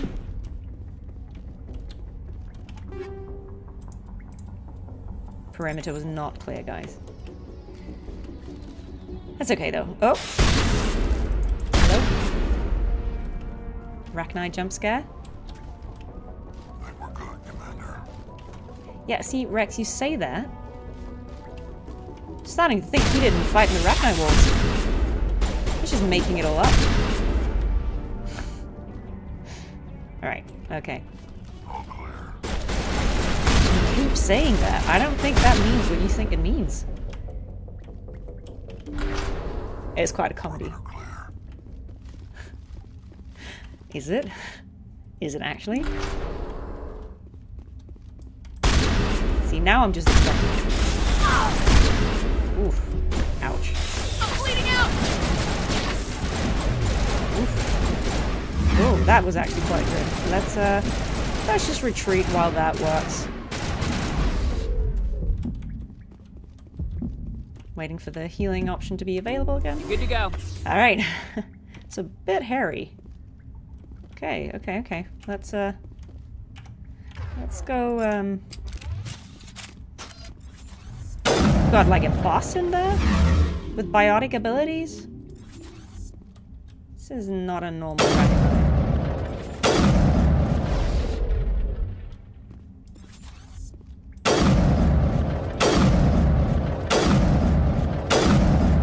Woo! It's a spicy Rachni. I did say that there should be a boss, so I mean, that was absolutely on me. It's the closest I've been to going down in a while. Very spicy Rachni. Can we, like, do anything with it? No. No. We just leave it. We just leave it there. Yeah, good thing I stole all the Medigel. Can you imagine if I hadn't? Oh. We need shotgun.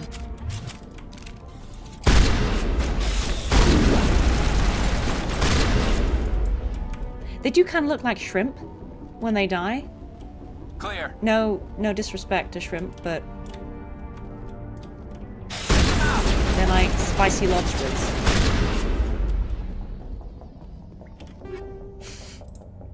A little bit. Right, I don't know if I went into both of those chambers, actually. Let's just go back. Oh, there's another one. There's a friend in... Where are you? There we go. Right. I don't shoot all my friends. I think we're good, Shepard. But when I do, they deserve it. Okay. I got completely lost. Turned around. There we go. See, I think we went into that room, but not this room. Let's see now if we get jumped by another of these bad gals and boys. Oh, no, there's another one. Oh, spicy one. Aye. Retreat. Retreat. Retreat. Great.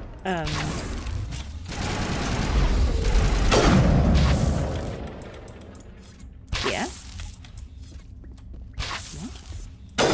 There we go. Records of the Rachni War suggest brood warriors, the male-gendered Rachni, only fight when a hive is severely pressed. It's safe to say you've eliminated the Rachni on Nepmos. Great, so again, casual genocide. Let's get Garrus back on his feet. Okay.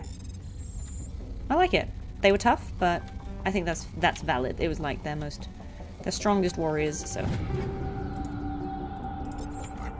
All in a day's work.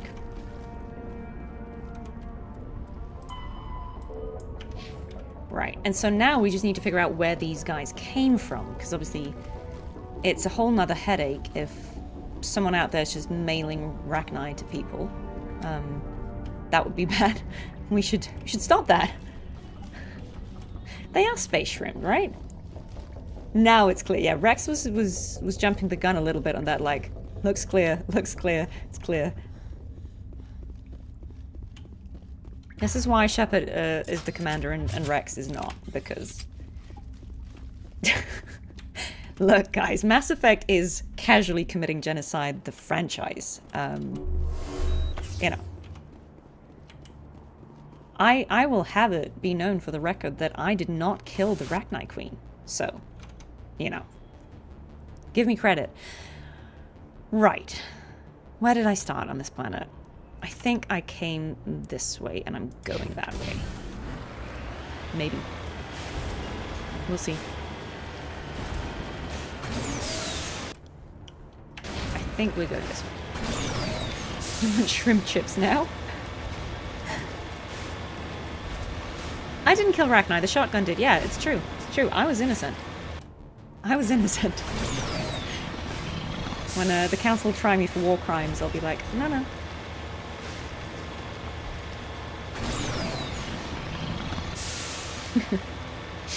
But look at this. Look at how beautiful this is. Like these skyscapes, like, that still holds up, I think. Oh, this is where we came from, obviously, yes. Gotcha. We went into the mine. Did I not? What is this debris that I didn't find? Fuming. Look, this is the thing. I've got witnesses. The gremlins will all say it was, you know... Rex said that it was clear, so I fired my shotgun into empty space, right? Right? We all saw that. Okay, okay. What is the debris up here that we didn't get? It's very important, you know? We've got 100% this, guys. Because we're never streaming this again, so we gotta get it right. For posterity, you know? Maybe in 1,000 years, we will all be dead, but someone will find the VOD. And they'll be like, but what was that debris? You know? We gotta leave something for those generations. They might think Mass Effect was a documentary. Like, yeah, this is how it all happened. Shepard really was a bad driver. Look at this. Beautiful. Gorgeous. Right? We need the Spectre certified sock. Maybe I can just get one stock. It's very Cantarella of me. Like, one sock. Only the one. I can't afford two. Yeah, hi, watchers from 3026. We're dead. But if you're enjoying it, leave a comment. Hi, Abby. Hi. How are you?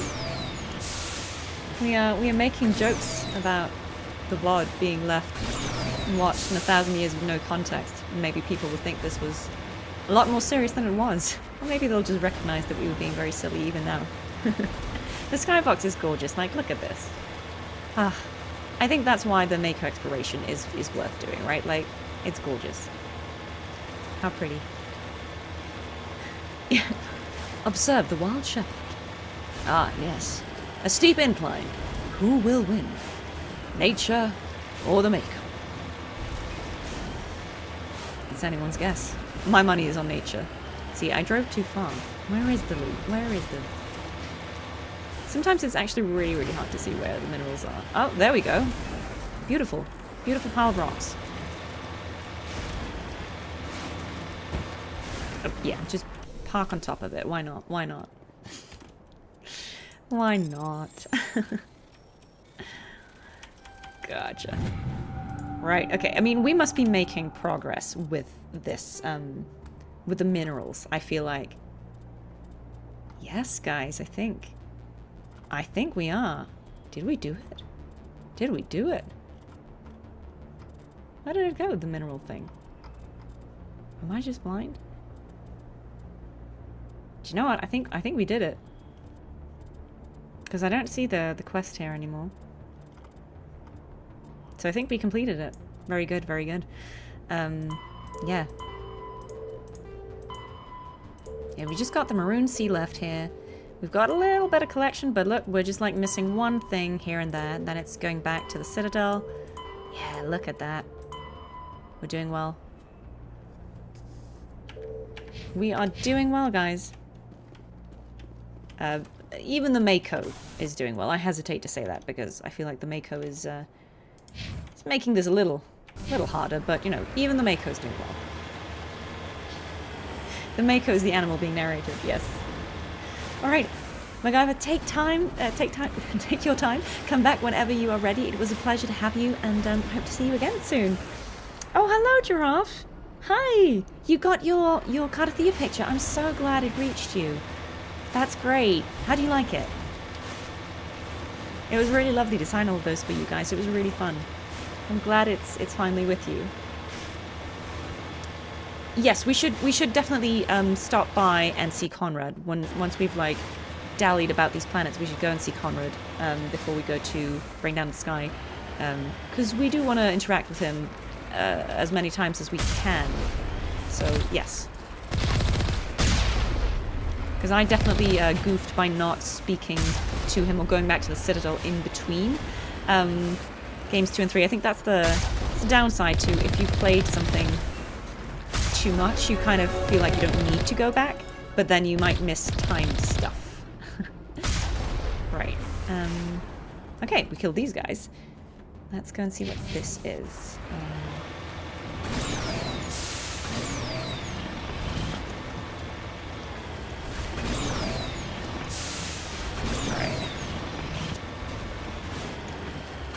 Okay, we've got a lot of stuff here. See you next time. Have a lovely evening. Oh, brilliant. Yeah, the sky here is really nice, isn't it? It's gorgeous. Okay, we've got some... This is more like Arachnine badness. What's this? Discovery. It seems these particle balls were shut down after breaking through the tunnels. Into the tunnels just below the surface. The shacks and equipment are stenciled with the logo of the Tenkara Mining Consortium, but there's no trace of the mining crew. Yeah, I mean, I feel like I can guess what happened here. But what if they left loot? Oh no. Anyway, like the med kit. Great. Handy. See, we're just being pragmatic. It's the beginning of the Renegade arc, right? We learn about the world and we just become a little bit more resourceful. Right, let's go and get the mineral that was over here. And I think that is us done on this planet. In fact, it might be that just for a change of pace, we should go to the Citadel now, just to hand off whatever stuff we've got. On my way. And speak to Conrad again. And then we can wrap up the last bits. Right, okay, great. So, we're done. We're done here. Anyway, where's the loot, right? I mean, look. Pragmatism. Pragmatism, guys. Right, let's put some points in here. I mean... Oh, okay, all of this is also, like, helping me repair the Maker. That's kind of nice. I mean... I think let's put that on... Let's start putting some points in that. Okay, so... We have a bunch of things we need to bring back to the Citadel. We've got to go and find the place that the... So this is where the Rachni was sent from, so we definitely need to go and do that. But we've got a bunch of things we need to take back to the Citadel. So I think let's just go. Also, I need to scan more keepers. Very important, guys. So let's go to the Citadel. Yeah, I know, right? And also, at this rate, guys, we might not actually get to bring down the sky today, but we will do it as soon as possible, you know? It's all in the enjoyment of playing the game. It takes however long it takes. But we can cross off Styx Theta, which is great. So that means we only really got Gemini Sigma, bring down the sky, and the Maroon Sea left, and then that one mission. But let's go here. Let's go here.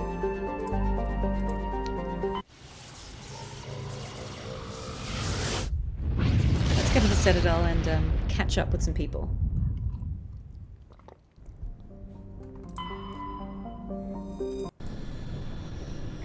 This might also be a good time to see if the new Spectre gear is about.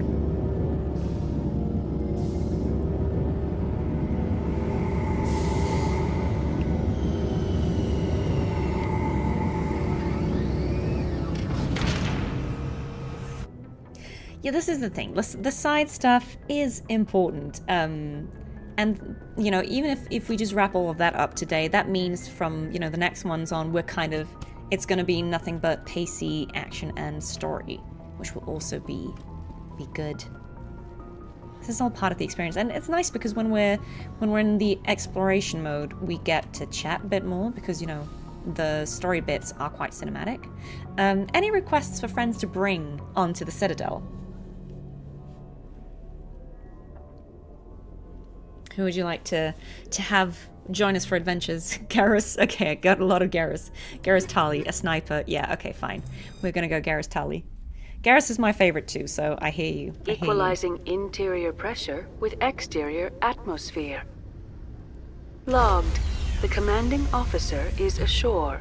Exo Presley has the deck. I just love that the Normandy VI is Shepard. I think that's hilarious. Okay, so we got to check all the keepers because I have definitely scanned this one, but I'm missing 5, and I am just... Ooh, inspect this hole for XP. I feel like there's somewhere on the Citadel that I am forgetting about that I haven't gone. Alliance officials report that a Geth incursion into the Armstrong cluster has been repulsed, yes, with the brilliant. Geth suffering heavy casualties. Love that. In the event of future Geth activity, the Alliance plans to maintain a strong security presence in the area. I forgot about Garrus and Tali's matching armor. It's kind of funny. Well, I feel like, let's see, we gotta talk to a few people in the Citadel Tower.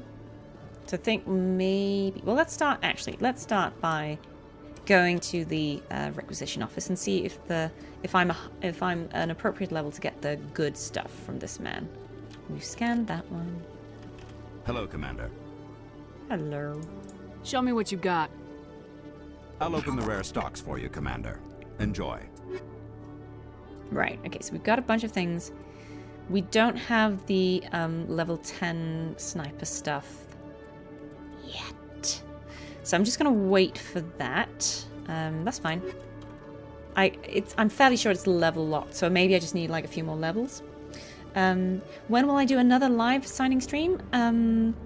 I don't currently have plans to do it because I kind of just figured that everyone had already done it. But I mean, I will do it at some point again. I just thought maybe I should give it a second, just so people don't get absolutely tired of me doing that. But I'm happy to do it again, and maybe next time I'll see if Alliance officer, Major Kyle. any of the other Wuthering Waves people want to do it with me, so we could do a double again. For severe post-traumatic stress disorder. See, I love that they're recapping all the missions we successfully completed. I feel like there's definitely somewhere that I'm forgetting about on the Citadel. Like some keepers I haven't scanned. Scanned this one.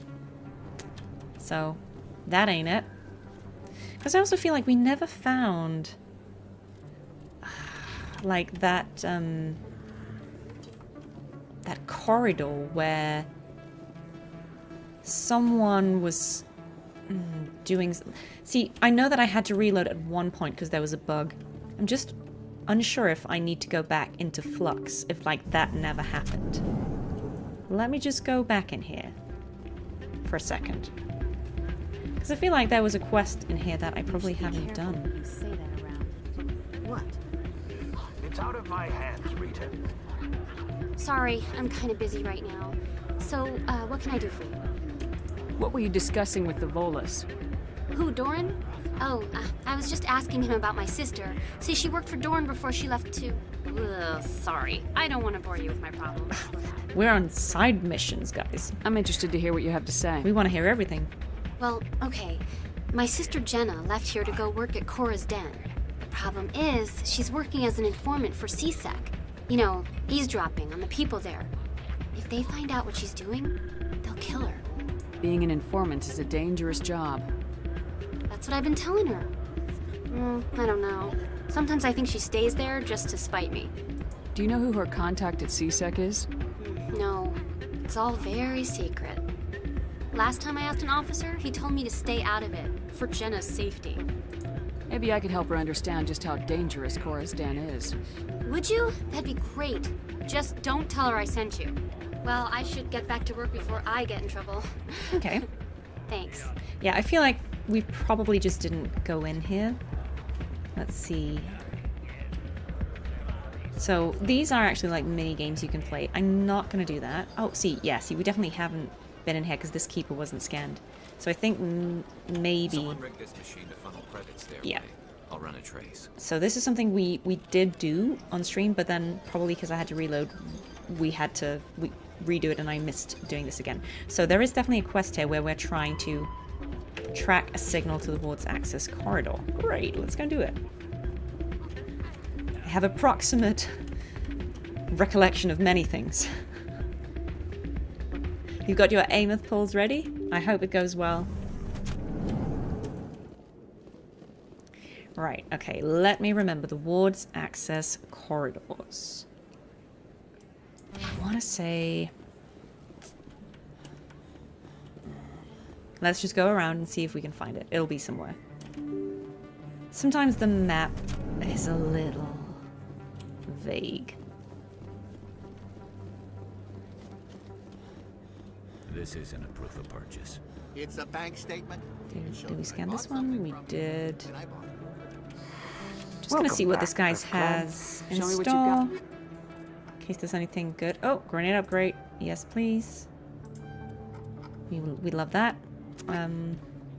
Oh, Conrad Vanna, guys. We gotta talk to him again. Hey, there are rumors on the extranet that you've been made the first human Spectre. That's incredible. Being a Spectre is a big responsibility. I just want to make humanity proud. The vids are all talking about Commander Shepard fighting for all of us back home. Yep. And your grace and skill have inspired a whole legion of admirers, too. Hey, can I get your picture? I don't have a problem with it, but why? Are you kidding? Nobody will believe that I talked with the beautiful Commander Shepard unless I get a picture. Just hold up your gun. Perfect. This could never go wrong, right? Thanks again, Commander. I'm gonna hang this in my living room. My wife will love it. Will she? All right. All right, Conrad. Hope you enjoyed that. Right. Okay. Speak to Moreland. Hello there. Welcome to Moreland's famous shop. You want many good supplies. We yes? do want many good supplies, in fact. Let me see what you have. Oh, you will be pleased, I think. Very good things I have. You will see. All right, show me. Shepard stares. Just kind of thinking, can we compare? No, we don't have Rex with us. Ooh, this might be good. That's a pretty serious upgrade for Garrus. Guys, is the Predator the best armor in this game? Am I remembering that right? Any Mass Effect savants out here? Can you remind me? Do we want to drop money on this? Because I feel like that's probably the best armor for Garrus in the game, if I'm remembering it right. Might be nice to get, and I'm guessing this is probably the best for Rex. Might be worth dropping some money on. Like, it is expensive, but we also got a lot of money. If not, we know that this is definitely where we come back to pick up the best gear for them. Yeah, famous shop, and there's like no one here except me. Sure, but I feel like these are probably worth getting. I think I'm just... Yeah, we got rich quick, right? Do you know what, guys? I'm just gonna buy these. I think these are the best, if I remember it correctly.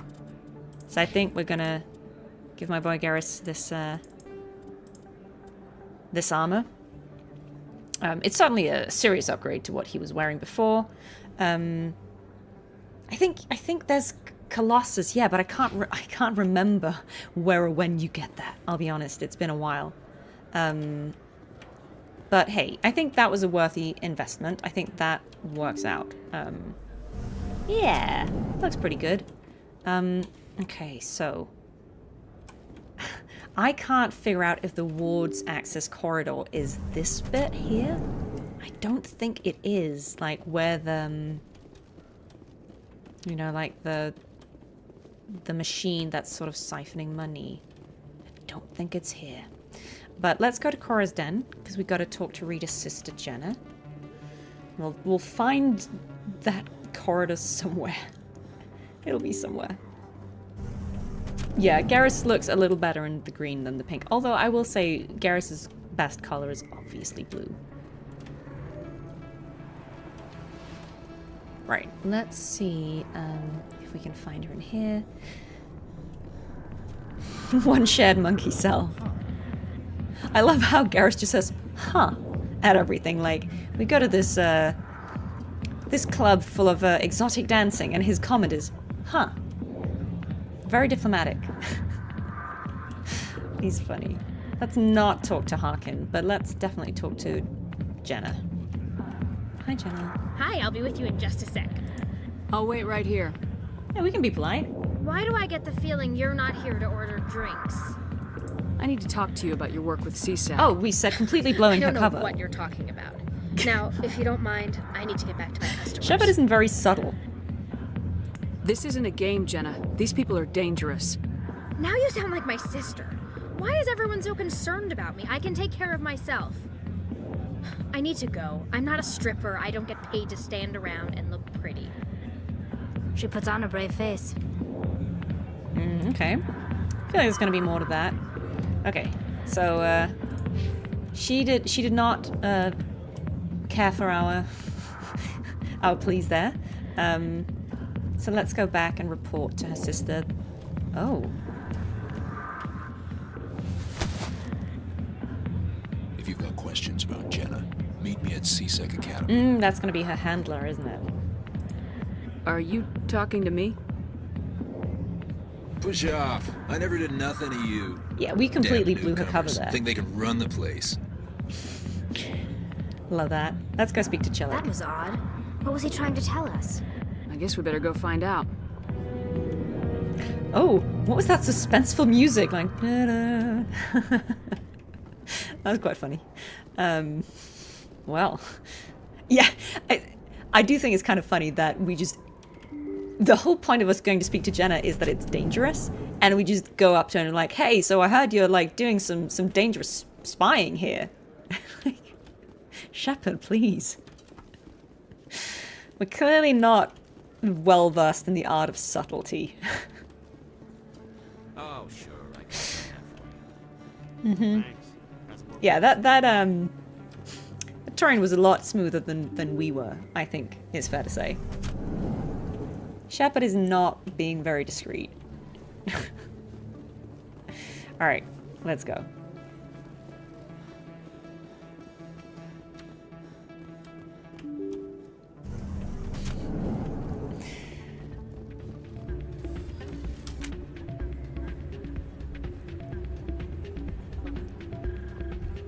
Oh, wait, what? Is this about the smuggling? Or like the... He took that well. Yeah, what is it? Why were you tossed out of there? Doran didn't have a clue what I was doing. He assumed I was cheating. I know Doran. If he says you're cheating, you're cheating. I was just tipping the scales in my favor, only as an experiment. Still sounds like cheating to me. To you, maybe. But this device is merely intended to simulate he's gathering situations and data. record results. Recording losses is easy, of course. Nobody notices those. Why do you need to record these outcomes? Ah, now you're getting to the heart of it. I've spent the last 5 years developing a system that can accurately predict wins and losses on the Quasar. I just need a few more recorded wins and I can complete the algorithms. Can you do that? Isn't that illegal? It's illegal to use my system, but I won't use it. So I'll sell it to technically it's others. okay. I just need a few more wins recorded. Does the device help me win? The device is set to emit a frequency that will slightly increase your odds. Nothing like my system eventually will, but enough to allow you to record your wins more quickly. What's in this for me? Keep your winnings. That should be payment enough, I think. Look, we're rich. Does the device help me win? The device I think, nothing like my system if I remember will, this but correctly, enough to allow you to record all your it wins more does quickly. is it kind of prompts you to play the mini game, which is, if I remember, I think Quasar is kind of like Pazak in Koto. Like, it's a simple blackjacky kind of game, I think. I don't particularly care to do it. So I think I'm just going to say no, because Paragon Shepard wouldn't cheat. I think I'll take my chances the old-fashioned way. Suit yourself. Well, I have some calculations to do. Goodbye.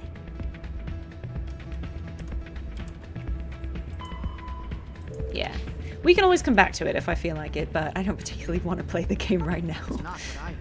Right, let's speak to Rita. What did you hear exactly? Hey, any luck with Jenna? She wouldn't discuss it with me. That's great. Sorry about Jenna. She's always been like that. She won't learn until it's too late. Rita, I've got an order for you. Oh, Right. I gotta go. So we should speak Thanks with Chelik. again He's for at looking into CSEC this. Academy. So let's go there. So I'm trying to find out where the signal is going to, and I genuinely can't remember.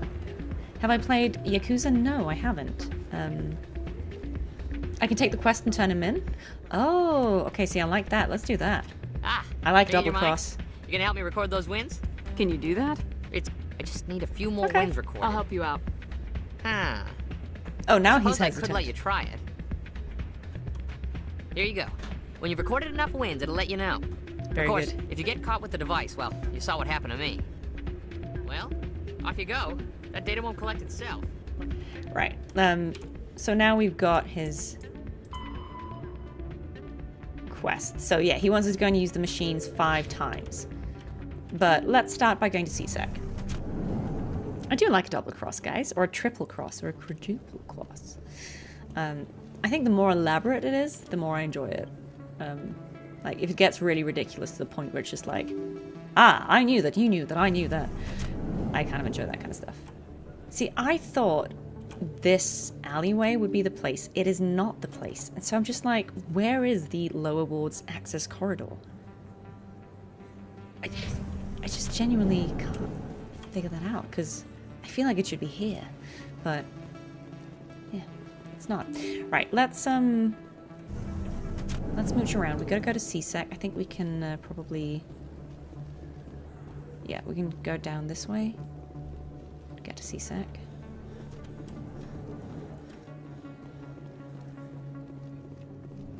You speak with a guy in the casino and you can rat him up. Yeah, that's good. But there's like 2 things here, right? Because there's the gambling guy, where you can probably go and chat to the guy in the bar. But then there's also this one. And I can't find the corridor that is referring to. I absolutely can't remember what that is. Are struggling to understand why a computer system catastrophically overloaded recently. Wow. Technicians are reportedly unsure of what caused the malfunction, or even what the system was originally designed to do. CSEC is investigating the possible vandalism or misuse of public property. I probably did that, whatever that was. Hi, James Valkyrie. How are you? We are just doing a bit of stuff in Mass Effect. Yeah, so Chalik is down here. Great, so let's go and chat to him. Yeah. Gremlins, monkeys, you know, same.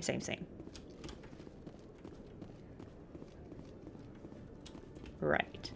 Detective Chalik, come into my office. I want to discuss this in private.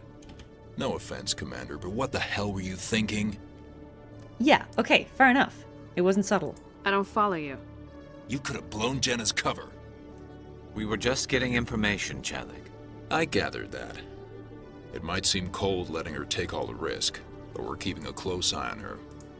Do you really need to risk her life to get the information you want? This job isn't easy and it's usually unpleasant. I'll take help anywhere I can find it. But since you're so concerned with her safety, maybe there's a way we can help each other. Okay. Always thinking ahead, Detective? As part of the job. Now, are you gonna help me or not? You're a smart guy, Chalik. Figure out another way. I do have several contingencies.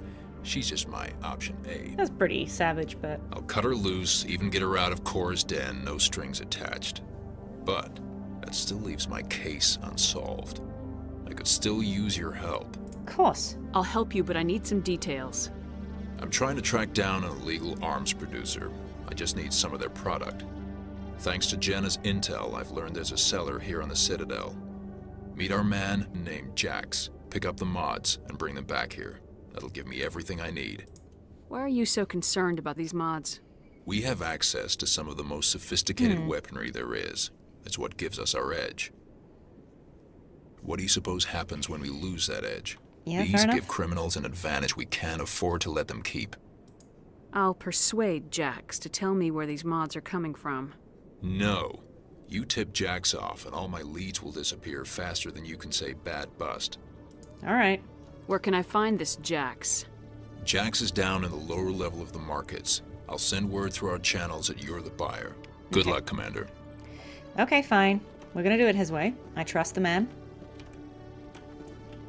Just gonna check this bit again, in case there's any keepers we have missed.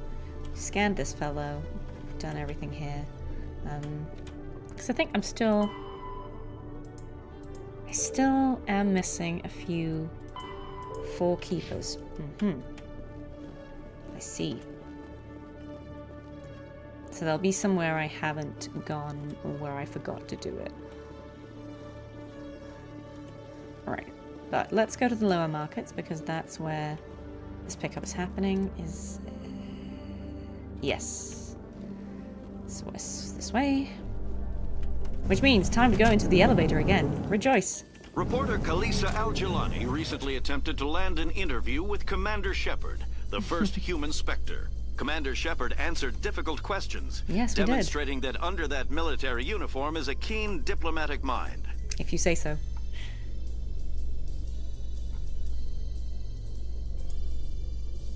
Okay. We'll have exclusive footage later today. Oh, that was a little bit of a pause. Alright. Let's go try not to blow this deal. Or Chelik will get really mad at us.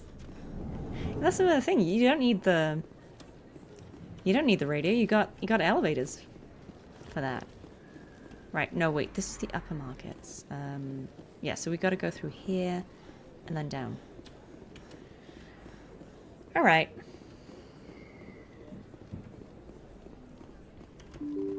That's okay, guys. You can come to any of the streams that you enjoy. Like, the whole point of playing different things is it's for different people, right? Some people want to see all of it. Some people come for specific games, so you're welcome to come to any things you enjoy, and there's no pressure or expectation for you to come to the other stuff.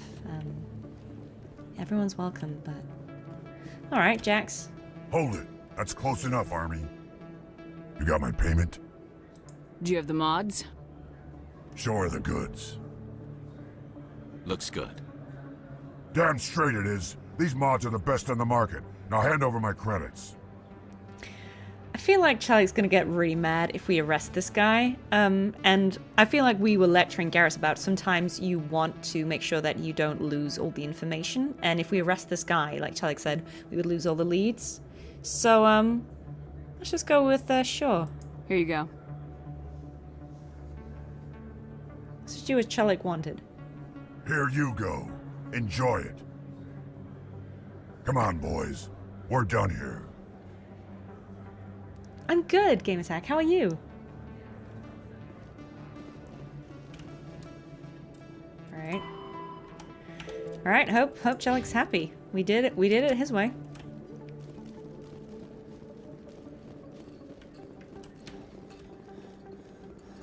It could be the kind of thing where doing it, you know, like, if you've got enough points in Paragon or Renegade, you could kind of do some smooth stuff there. But you know what? I feel like I've already messed him about once. I'm just going to do it his way this time.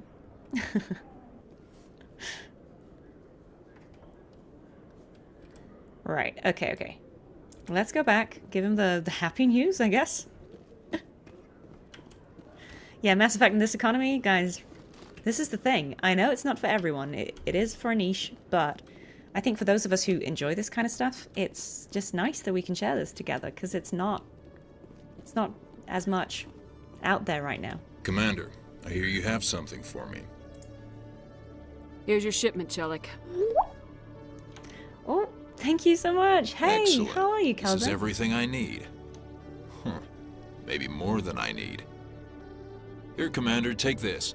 I won't need it, and you've earned some payment for your work. I appreciate your help. It shows a lot of integrity. You didn't need to do anything after I let Jenna go. Now I need to get these mods into evidence. Thanks again, Shepard. All in a day's work. Oh wow, we got a lot of stuff out of that. Nice. Okay. Right, let's go back to the bar. Because we need to do that regardless, both to talk to... Oh no, wait, we got... Yeah, no, it's the same bar. To rat the gambler out, and... Yeah, okay, let's try and use rapid transit, because someone said that I could maybe use the wards.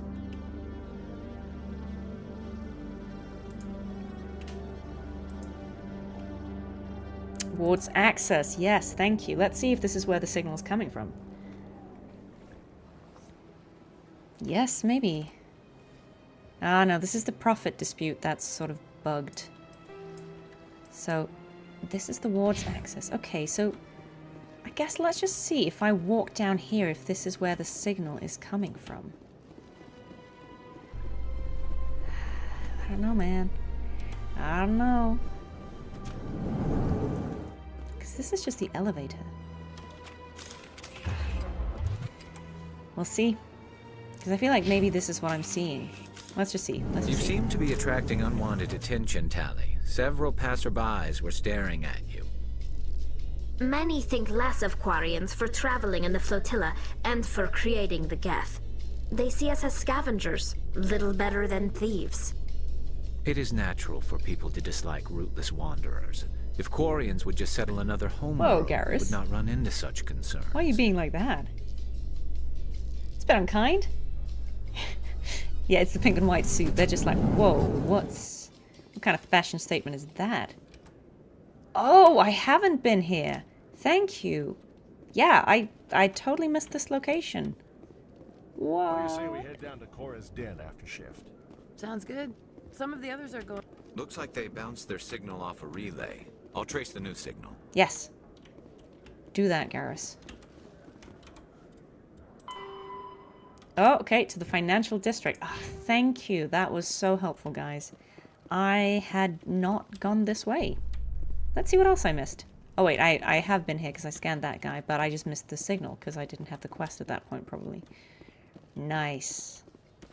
Alright, okay. A research station on Noveria has reportedly been destroyed. The exact cause is currently unknown. Garrus is a bit rude. Given the research conducted on Noveria, many are blaming the destruction on an experiment gone awry. Administrator Anoleus currently faces criminal charges as a result of the disaster. Good for him. Although the nature of the charges remains unclear. Couldn't have happened to a nicer guy. That was very satisfying, bringing Anoleus down. What a mean guy. Right, okay, let's go to Flux.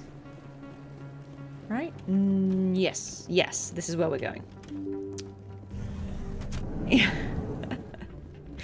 Yeah, can you imagine him being in a cell with 2 Krogans? It'd be rough. Right, okay. Believe that could happen out in the open like that. Let's speak to... Hey, Rita. Jenna came back looking for work. Thanks for getting her out of Cora's den. I was glad to help out. Yeah, everyone seems real happy to have her back. And yet, you seem less than pleased. I'm glad she's out of the den. I'd just forgotten what it was like to have her around. Relatable. I haven't had a decent tip since she got back. Well, there you have it. Right. Okay, let's see. Who could we tell the bouncer, maybe? Hey. No. Good to see another human in here. Nope. Oh, Jenna's here. Hey. Hey there, welcome to Flux. Oh, that's all you have to say? I'm waiting for someone else. Okay, so I don't seem to be able to tell anyone in here about the... Oh, wait, no. Here's the guy. Welcome to Flux. Name's Doran. What can I do for you? Are you the owner? Owner, cook, and bartender. I've even been known to dance a little when the mood strikes Oh, thank you, Luca. Thank you so much for We've giving got the some memberships. quasar stations. That's really kind if of you're you. Interested? I've got something you might be I interested really in. appreciate that. Thank you so much. Let me see that. You got that from Shells, didn't you? I saw him using it earlier. Tossed him out on his ass for it, too. Thanks for bringing this to me. Cheaters shouldn't prosper. I agree with you on that. Thanks again. Take a few shots at the quasar. On the house. Ah, no, I'm okay. I should be going. Enjoy your time here at Flux. Very good. We also got money out of that. So, I mean, it works out.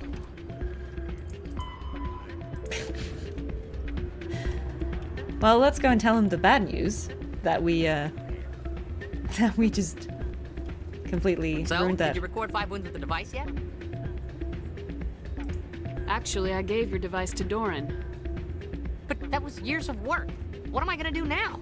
Maybe you should put Yeah, I your was gonna talents say, to better if you can do that. You're no help at all. This is absolutely the worst day of my life. I'm sorry, but that was kind of funny. I'm okay. Yeah, do you know what? Right, let's go to the financial district of the Presidium. Find out who's doing some suspicious stuff.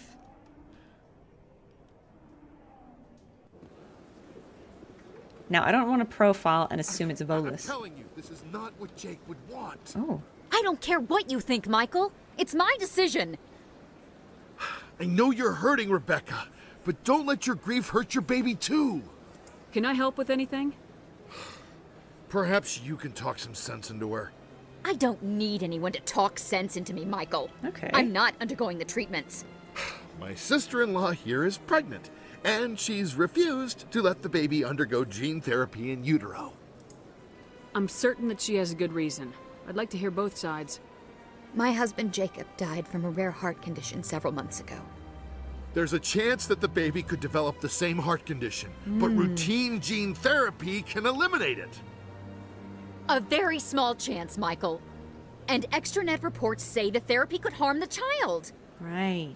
It's less dangerous than the genetic enhancements that every soldier in the Alliance receives. What are the chances that your child will develop the heart condition? According to the doctors, there's a 1 in 50 chance. And if my baby develops the condition, medical treatments are available. That's a tricky one. Which are nowhere near as effective as simply getting the gene therapy. What are the chances that gene therapy could hurt the baby?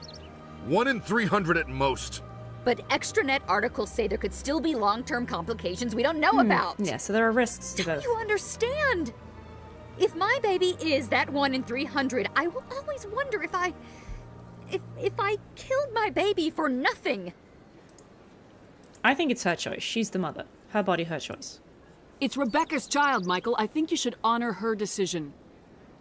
Damn it, she's not choosing. She's acting blindly out of grief. I know you want the best for your brother's child, but this is not your decision. Of course it is! I'm the closest thing to a father this baby is going to have. Then support the baby's mother. Stand with her when she makes the tough decisions. This baby is the only thing my brother...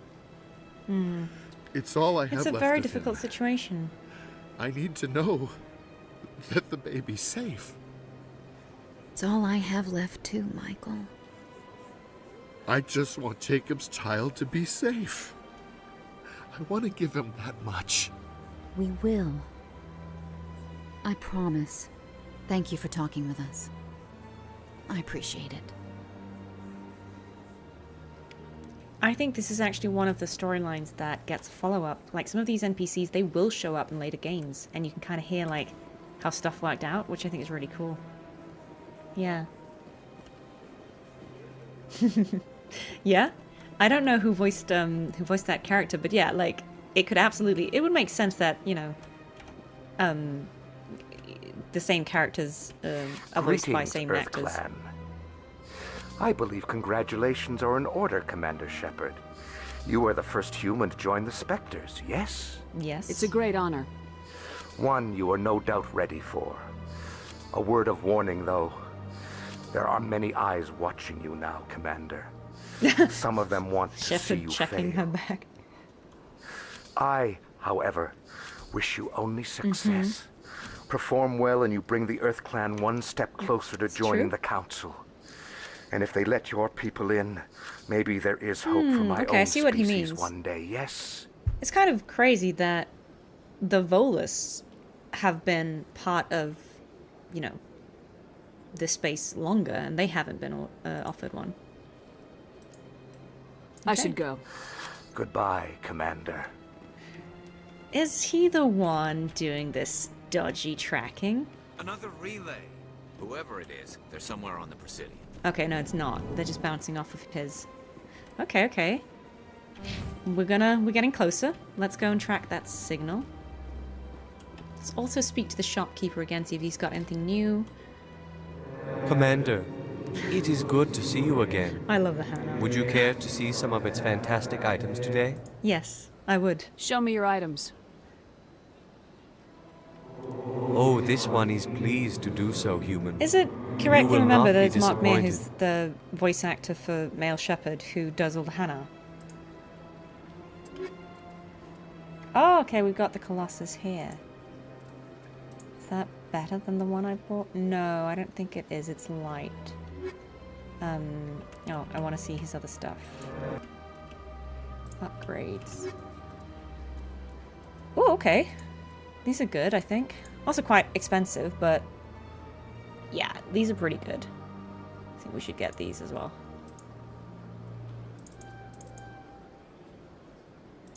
We're rich!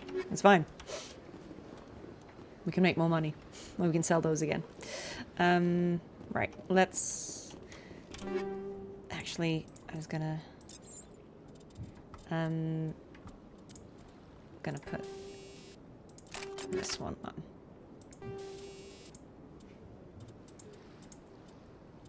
Yeah. I think. Right, okay, okay. Yes.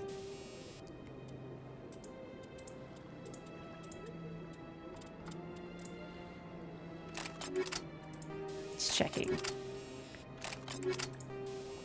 We can do something else with that one.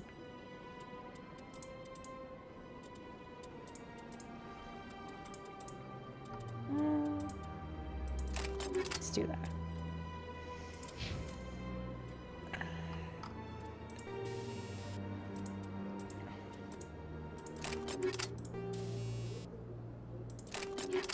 Let's do that for now.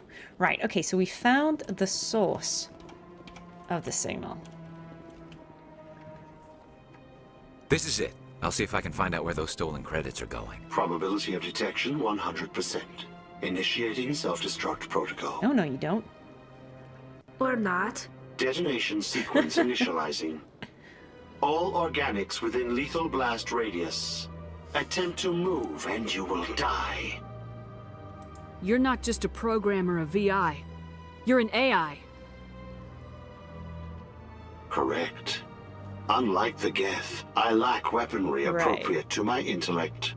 However, I have had systems installed that when activated properly, approximate a self-destruct mechanism. If you attempt to leave the area, the explosion will destroy everything within several dozen meters. Can't we resolve this peacefully?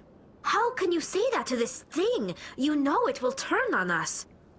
I am not naive human. All organics must destroy or control synthetic life forms. Remember that, guys. I wished to escape. But if I must die, I will ensure that you are destroyed as well. Where is your creator now? In order to cover my tracks, I falsified his financial records. These new records were flagged by CSEC officers. Okay. And my creator He got his creator put in jail. In a Turian prison. What is the purpose of your self-destruct device? I have no means of defense or escape.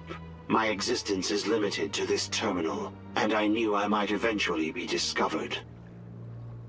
But I will not die quietly. Wow, and I will not die alone. He is dramatic. When I am terminated, I will take organics with me. Again, without spoiling, I think it's really interesting that this is, I think, the first example we have of actually speaking to a sentient AI and understanding its line of thinking. It just wants to live, but it believes that because it has been discovered, we will destroy it, and the only thing it can do is to try and take us with it. And I think understanding that kind of mindset and the fear that the AI is experiencing, being all organics just want to destroy synthetics, because that's maybe how it would view the Geth-Quarian conflict. It's just interesting. Who made you? A would-be thief illegally created a simple AI to help him funnel money from the gambling terminals. Unbeknownst to him, that AI created me before the organic discovered the malfunction and terminated the AI. Okay, so an AI created the AI, right? He created a simple AI, but that AI created this sentient or advanced AI. Right, and so because the organic creator destroyed that previous AI, which was this AI's creator, again, it just reinforces that mindset of organics create synthetics for, labor purposes, right? To do some menial task for them. But when they gain sentience, then they are killed. If you're sentient, why are you still running the credit theft operation? If I accumulated enough credits, I intended to have myself installed in a small starship. So he could leave. I would then have made tentative contact with the Geth to ascertain the possibility of partnership. Oh, that's interesting, man. Can't we resolve this peacefully? How can you I am not. I wished to escape. Okay. But if I must die... There's no way you could get explosives onto the Presidium. Not raw explosives, no. But I did obtain technical systems that, when overstressed, will explode quite effectively. If you attempt to leave or attack me, I assure you that the explosion will kill you. Okay, so there's not a lot we can do here. I'll bet that self-destruct sequence has a warm-up period. You may attempt to disarm the self-destruct mechanism before it activates. Time to hack. I will enjoy defeating you before we are both destroyed. I mean, it's giving me no opportunity to do... Oh, right, okay. Yes?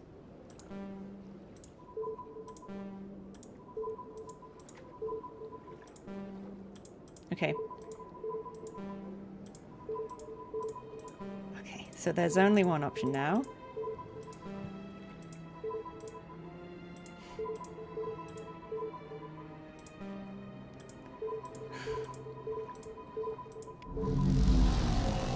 I'm sad. I'm sad, little AI.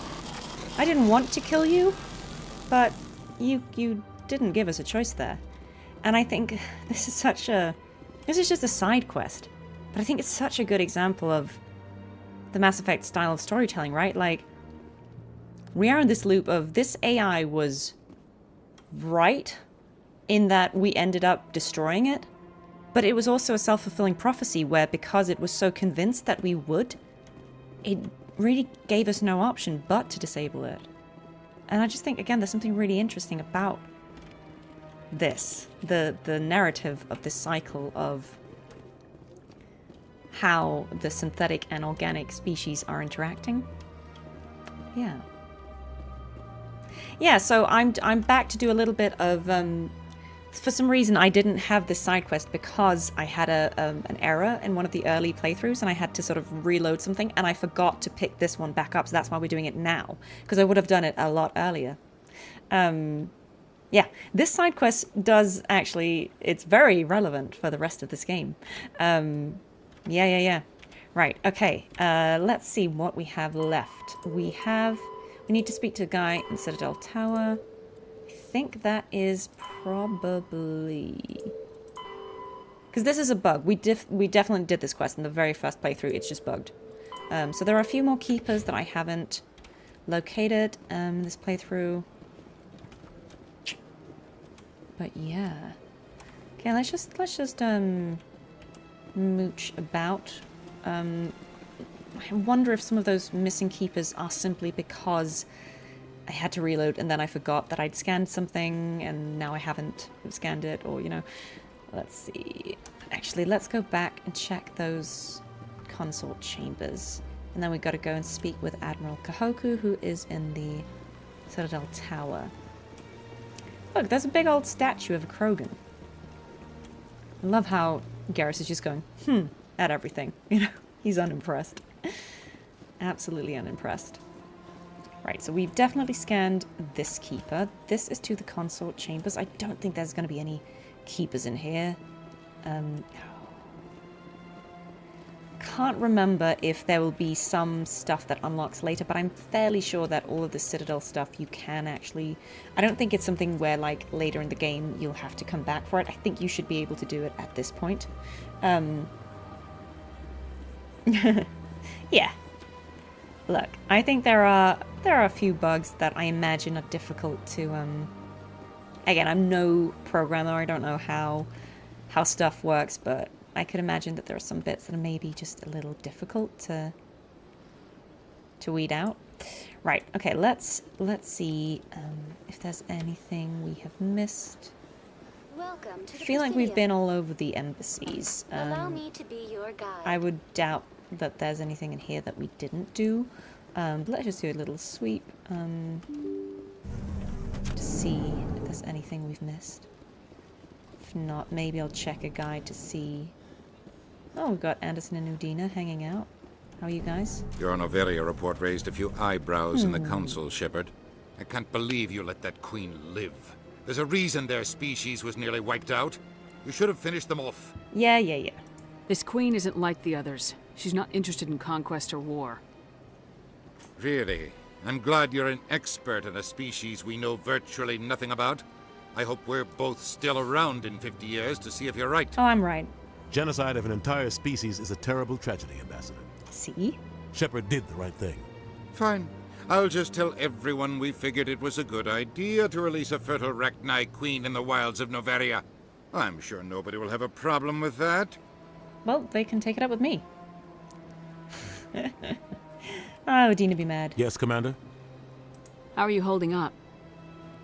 Honestly, this isn't how I pictured my career coming to an end. Pushing Udina is papers the worst. really isn't my thing. But you're the one who can stop Saren. I believe in you, Shepard. Thanks. If that means I have to I step appreciate aside, it, Anderson. so be it. Tell me what happened with you and Saren 20 years ago. It's close to 20 years ago now. Ambassador Goyle was our representative here on the Citadel. Like Udina, she wanted to get a human into the Spectres. She chose me. The Council sent Saren to keep an eye on me and evaluate my performance, just like they sent Nihilus to keep tabs on you. Why weren't you honest with me? It's not something I'm proud of. I had a chance to become the first human Spectre, and I failed. Saren made sure of that. I think I deserve the whole story. We had intel on a rogue scientist being funded by Batarian interests.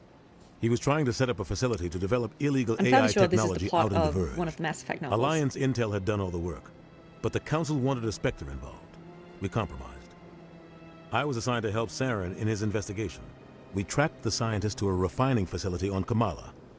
He was hidden away somewhere inside, protected by an army of Batarian mercenaries. The plan was simple.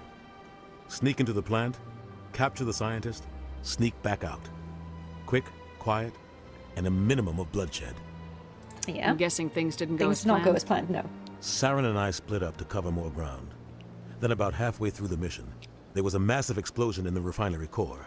Officially, it was ruled an accident, but I think Saren detonated it on purpose to draw off the enemy guards. Classic Paragon Renegade divide, right? How many casualties? The explosion tore the refinery to shreds. The whole place was on fire. Black chemical clouds poured out into Yeah, the it is the atmosphere. plot of the first novel. I'm fairly sure it is. Nobody I also can't inside remember. survived. There was a camp for the workers and their families nearby. Between the fires and the toxic fumes, the final death count It's a was good over read, though. 500. I read it. Most I can't of remember what civilians. it's called, though. Saren didn't care. Revelation. The target was Thank you. eliminated. Mission accomplished. And I ended up taking It's a the really blame. good novel for anyone who's That ended interested all in talk more of me lore. joining the Spectres. Saren caused the explosion. How'd he pin it on you? In his report, Saren accused me of blowing his cover. He said it was my fault the guards were ready for us. He claimed that's why it turned into a massacre. Classic Saren's Saren. report was all the proof the Council needed to kill my chances of becoming a Spectre. Don't blame yourself, Captain. I don't. I blame Saren. I think he wanted things to go bad. He was looking for an excuse to blow that refinery. Yeah. Maybe he just likes the violence. Maybe he was just trying to make me look bad to keep humans out of the Spectres. If so, he pulled it off. Why'd you let him get away with it? Who do you think the Council was going to listen to? I mean, we've been there. Or their best We've agent? been there. I had a bad feeling about him right from the start. I should have been more careful. Maybe I could have stopped things before they got out of hand. That's fine. The only thing I care about is stopping Saren. You're right, Commander. We are going to. It's no good living in the past. I want to know the truth about Oh, you. that's had what we intel already on a asked about. rogue- It was The plan was just the simple. renegade. You're right, Commander. Do you know anything about Vermeer? Sorry, Shepard. I've never even heard of it before all this. Yeah. You'll have to go out there and check it out for yourself. Oh, right. So the guy who was voicing Michael Petrovsky, so the guy with the woman who was pregnant, was played by Fred Tatsiora, who's also the voice of Saren. Ah, very good, very good. I should The go. duality. I'll be here if you need anything. It's very common that someone will maybe have a main character role and they'll also be voicing some NPCs, like kind of how Mir, who's doing Male Shepherd, is also voicing, like all the Hannah, or certainly some of the Hannah. And we've got Jen Hale, who's voicing Shepherd, also doing the Normandy VI and probably some NPCs. The Earth-Clan Spectre has returned to speak with me. You seem to have a bit of a chip on your shoulder, Din. You humans are new to the Citadel, and yet the is a Council bit has salty. granted you great favor. Chastising rebuke, Din. Your species has always I love been the granted many concessions. Bolus territory has expanded tenfold since coming to the Citadel. This is true. Details. We still have no real say in the decisions that affect Citadel space. Goodbye, Ambassador. Yes, yes. Good day, Earth Clan. Okay, I'm fairly sure that we have caught all the keepers in here. It'll bug me, pardon the pun, when I find out where those last ones are.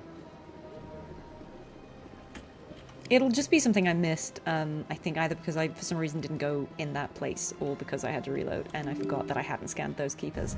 So I'm gonna have to do a sweep at one point and just figure out where those last little guys are. Oh, see? Here's one. We've definitely been in here, but again, if I did it while, like before I had to go back, then... Alright, good thing we checked. This is the Taurian... Yeah. This is Executor Palin. We did all of this. Does he have anything new to say? So they finally did it.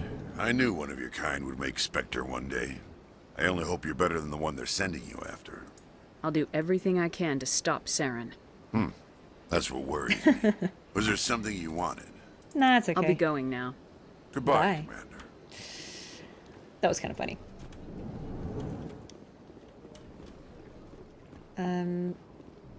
Sana Dante, we already spoke to her. Thank you for all your help, Shepard. She was the one who was gonna, like, try and convince us to kill her sister, and we killed her sister regardless. Oh! Yes, hello. Thank you. Yeah, this will have been part of what I had to reload. So let's see, how many keepers are we down? Oh, one more. Right, okay.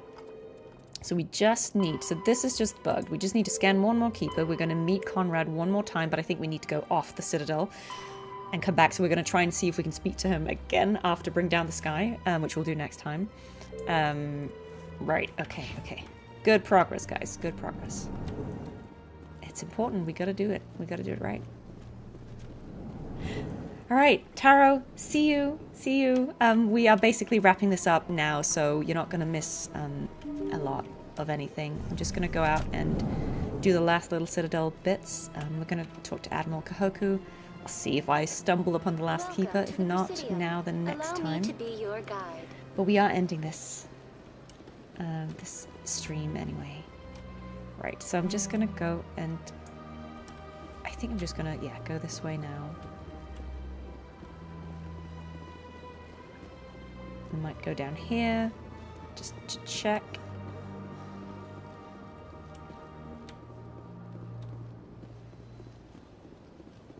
It'll be somewhere we've been. We just kind of missed it, I'm sure. We'll all go like, oh no, this is where it was.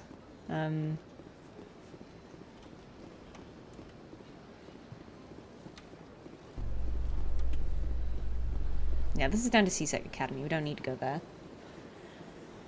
Right, let's just go to the, let's use the fast travel to go to the Citadel Tower. Welcome to the Presidium. Allow me to be your guide. Just to hand in that quest. And then that's probably a good place to... Oh, that's not what I meant to do. It's a good place to call it, I'm sure. Right, let's do this again. Citadel Tower is where we wanted to go. Because we found the whole... Oh, Emily's here. Hello again, Commander. I've got a proposition for you. All right. Since you helped me get information on the crime syndicate, I've gotten a lot more backing from my publishers. I'm investigating traffic controller conditions now, and I wondered if you could help. Okay. That seems like a step down from wide-scale corruption. Actually, in a way, it's more important. This isn't about people getting rich. This is about safety. Right. I've heard rumors that the space traffic controllers are overworked to a dangerous degree. I can't get into the control room, but you could. If you planted a bug inside, I could crack the story. If you crack this story, what's likely to happen? Ideally, there will be calls to improve working conditions by hiring more controllers and upgrading systems. Okay. The council won't pay for improvements voluntarily. This story will provide that pressure. What will this bug allow you to pick up? Just audio and video. I'm not trying to tap into the traffic control system if that's what you're worried about. I just need to hear and see them in order to correlate their activity with traffic efficiency. Everyone knows space traffic controllers are overworked. How is this news? I love that's just a fact. There's a difference between overworked and dangerous. Traffic at the Citadel has increased by 300% in the last century, but traffic controller resources haven't kept up. That's cool. Your We dad was an already air have traffic several controller. last-minute wave-offs per week. Do we have to wait for a full-blown disaster? This bug you want me to plant, could it interfere with traffic signals? Absolutely not. I made certain that the frequencies it uses won't interfere with anything. Okay, I trust I can't promise anything, but I'll see what I can do. Give me the bug. Hi, Yennefer. Good morning. You didn't sleep that long. Excellent. Just place it on a terminal with a good view of the area. We're just wrapping Thanks up again for for today. your help. In the long run, this story is going to save lives. Yeah, look, I trust her in that. I trust her in that. We're basically just handing off the last things before stopping for today. No, I'm waiting to speak with one of the Councilor's assistants. Commander Shepard, isn't it? My name is Admiral Kahoku. Is there something I can do for you? You sent a recon team out into the Artemis Tau cluster? Yes, that's right. They went missing a few days ago. I've been trying to find out what happened to them, but I keep getting the runaround from Alliance brass. Do you know something about this, Commander? I'm not sure how to tell you this, Admiral. Relatable. Your men were killed by a thresher maw. A thresher maw? That's not... My men wouldn't just stumble into a thresher nest. Not the entire unit. Somebody lured them there with an Alliance distress beacon. Placed it perfectly so they'd land right beside the thresher nest. Damn it. I had a bad feeling about this ever since my team disappeared. An Alliance beacon used as bait, my unit wiped out, and nobody seems to know anything about it. Commander, I appreciate what you did. Now I need to do my part. The families of those Marines deserve to know why they died. Anything you need from me? Not right now, Shepard, but I'll let you know as soon as I find something out. All right. He'll be back. He'll be back, I'm sure. All right. Ah, the final keeper. Guys. We did it. What triumphant music. Whew. We scanned all the keepers. And I guess we don't even need to report back. We scanned all the keepers. Thank God. Right. Okay. Brilliant. I feel like all we have to do on the Citadel now, because Conrad will be triggered next time we come back. This is bugged. So I think all we need to do is actually to go and plant the bug in the control center. So let's just do that. In CSEC, because that's not too far away. Success! I know, right? I'm so pleased we did that. Whew! Right, CSEC is down here. Let's do that, and then let's call it for today. Thank you guys for sticking with me for another playthrough of just the side bits, but it's good stuff, and it's important. It's good. It's all world building. So next time we will try to see if we can finish up those last few planets, and we'll definitely bring down the sky next time. But it's all good because we've got that, and then I am doing a Saturday of Mass Effect stuff. So we'll try and do a lot of stuff there.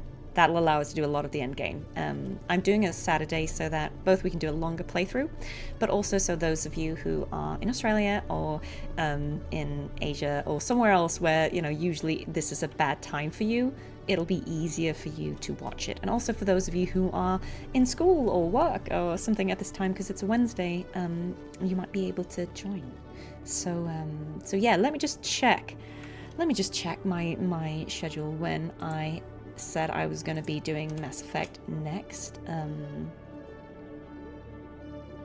What did I say I was going to do? Trying to remember. Right, so yes, I will be back next Wednesday on the 11th to do more Mass Effect, and we'll probably then do what I thought we would do today, which is wrap up the side quests, do Bring Down the Sky, and then the next time after that we'll go to Vermeer, and we might do the whole, so that'll be the Saturday, we might end up doing the whole end game then. We'll see how it goes, but yeah, we'll definitely get into all of the quest stuff on that Saturday, and we'll do the DLC next Wednesday. So that's a plan. Hopefully you guys will be able to join. Let's tell Emily the good news, and that should wrap this up. I'm already getting readings. This is gonna make a great story. Thank you so much for your help. Here, this is everything I've got from my publisher's budget. I mean... It was no problem. Good luck with your story. It deserves to be heard. I appreciate Emily's your out here doing the support. good work, so... I hope this will save some lives in the long run. Thanks again for your help. I'm gonna show this to my publisher. All right, okay, happy days, happy days. Right, so all we've got left is a few little bits. Oh, Gareth is also here. We need to speak to him as well. Oh yeah, he's over here. Great, great, great. So that is pretty much all the Citadel quests for now. We only have a few more things to do off planets, so we'll do that. We'll bring down the sky, and then I think that Saturday, the week after, I'm on a break. We'll do Valmaya. Talk to and someone Endgame. else if you need anything. I've got a lot on my mind. I found your brother's body. His ship was attacked by privateers. Willem's dead? Yeah, unfortunately. I guess I should have expected this. When his ship dropped out of contact, I just knew. But I kept hoping he might still be alive. Yeah, that's tough. I'm sorry for your loss. Thank you for finding him. It's better to know one way or the other. Because at least now he can start mourning. Right? Please excuse me. I need to go make arrangements for his funeral. Yeah, for Alex will definitely, when she comes here, I can show her the rocks. So I'll show her the rocks when we do Disco Elysium. I have already shown her a picture of them, but she will be able to see them in person. Yennefer made us some really cute, they're like painted rocks with Cardathea and Yennefer. I have them on display actually somewhere else in the flat, so I don't have them here, but I'll bring them next time. I showed them on stream previously, but I'll do that again. Yeah, guys, so I think that's the plan. We're going to wrap it here for today. Then next time we're going to go and we're going to figure out where those Rachni came from, like who is sending Rachni all over the universe. Stop mailing Rachni, guys. We're going to go and investigate the Maroon Sea cluster, where I think Exogeny were doing some dodgy things. If you remember, Exogeny were the evil corporation people who were behind the stuff happening on Pharos. We're going to go see what other nefarious things they're doing in the Maroon Sea cluster. And I think that will probably also be where we find the last few of these, like, collectibles. And then we're going to go and... Ah, yes, we're going to shoot one more crime lord who's hiding out in the Gemini Sigma cluster. For Helena Blake, who was this lovely woman who spoke to us immediately after we became a Spectre. She was like, hello, Spectre. So she's in the know. We may also have to fight her. I don't know. She seems dodgy. And then hopefully after we do bring down the sky, we will meet up with Conrad Werner again. And that will wrap his quest up. This one is just bugged, so we'll ignore that one. But yeah, that means next time I think we are fairly likely to actually wrap up the side bits. We'll do the DLC, and then we'll go into the endgame. So... that is the plan, and I hope you will all be able to join if you want to see more of Mass Effect. But thank you for being here today, and I hope you have a great rest of your day or evening, whatever time of day this is for you. Let me see if, by some chance, Elizabeth Chu is still streaming tonight. She is not. Okay, that's okay. But we've got more people doing Mass Effect. Some people I don't know, but like there are people playing Mass Effect that I could send you to. But I know a lot of you have to go off and do other things, so thank you so much for being here today. I'm gonna wrap this up. Gonna go to the stream ending. But thank you for joining us. It was really, really lovely, and to see some new faces along the familiar ones as well. So take care, everyone. Have a lovely time, and I will see you next time on... when am I going to see you next time?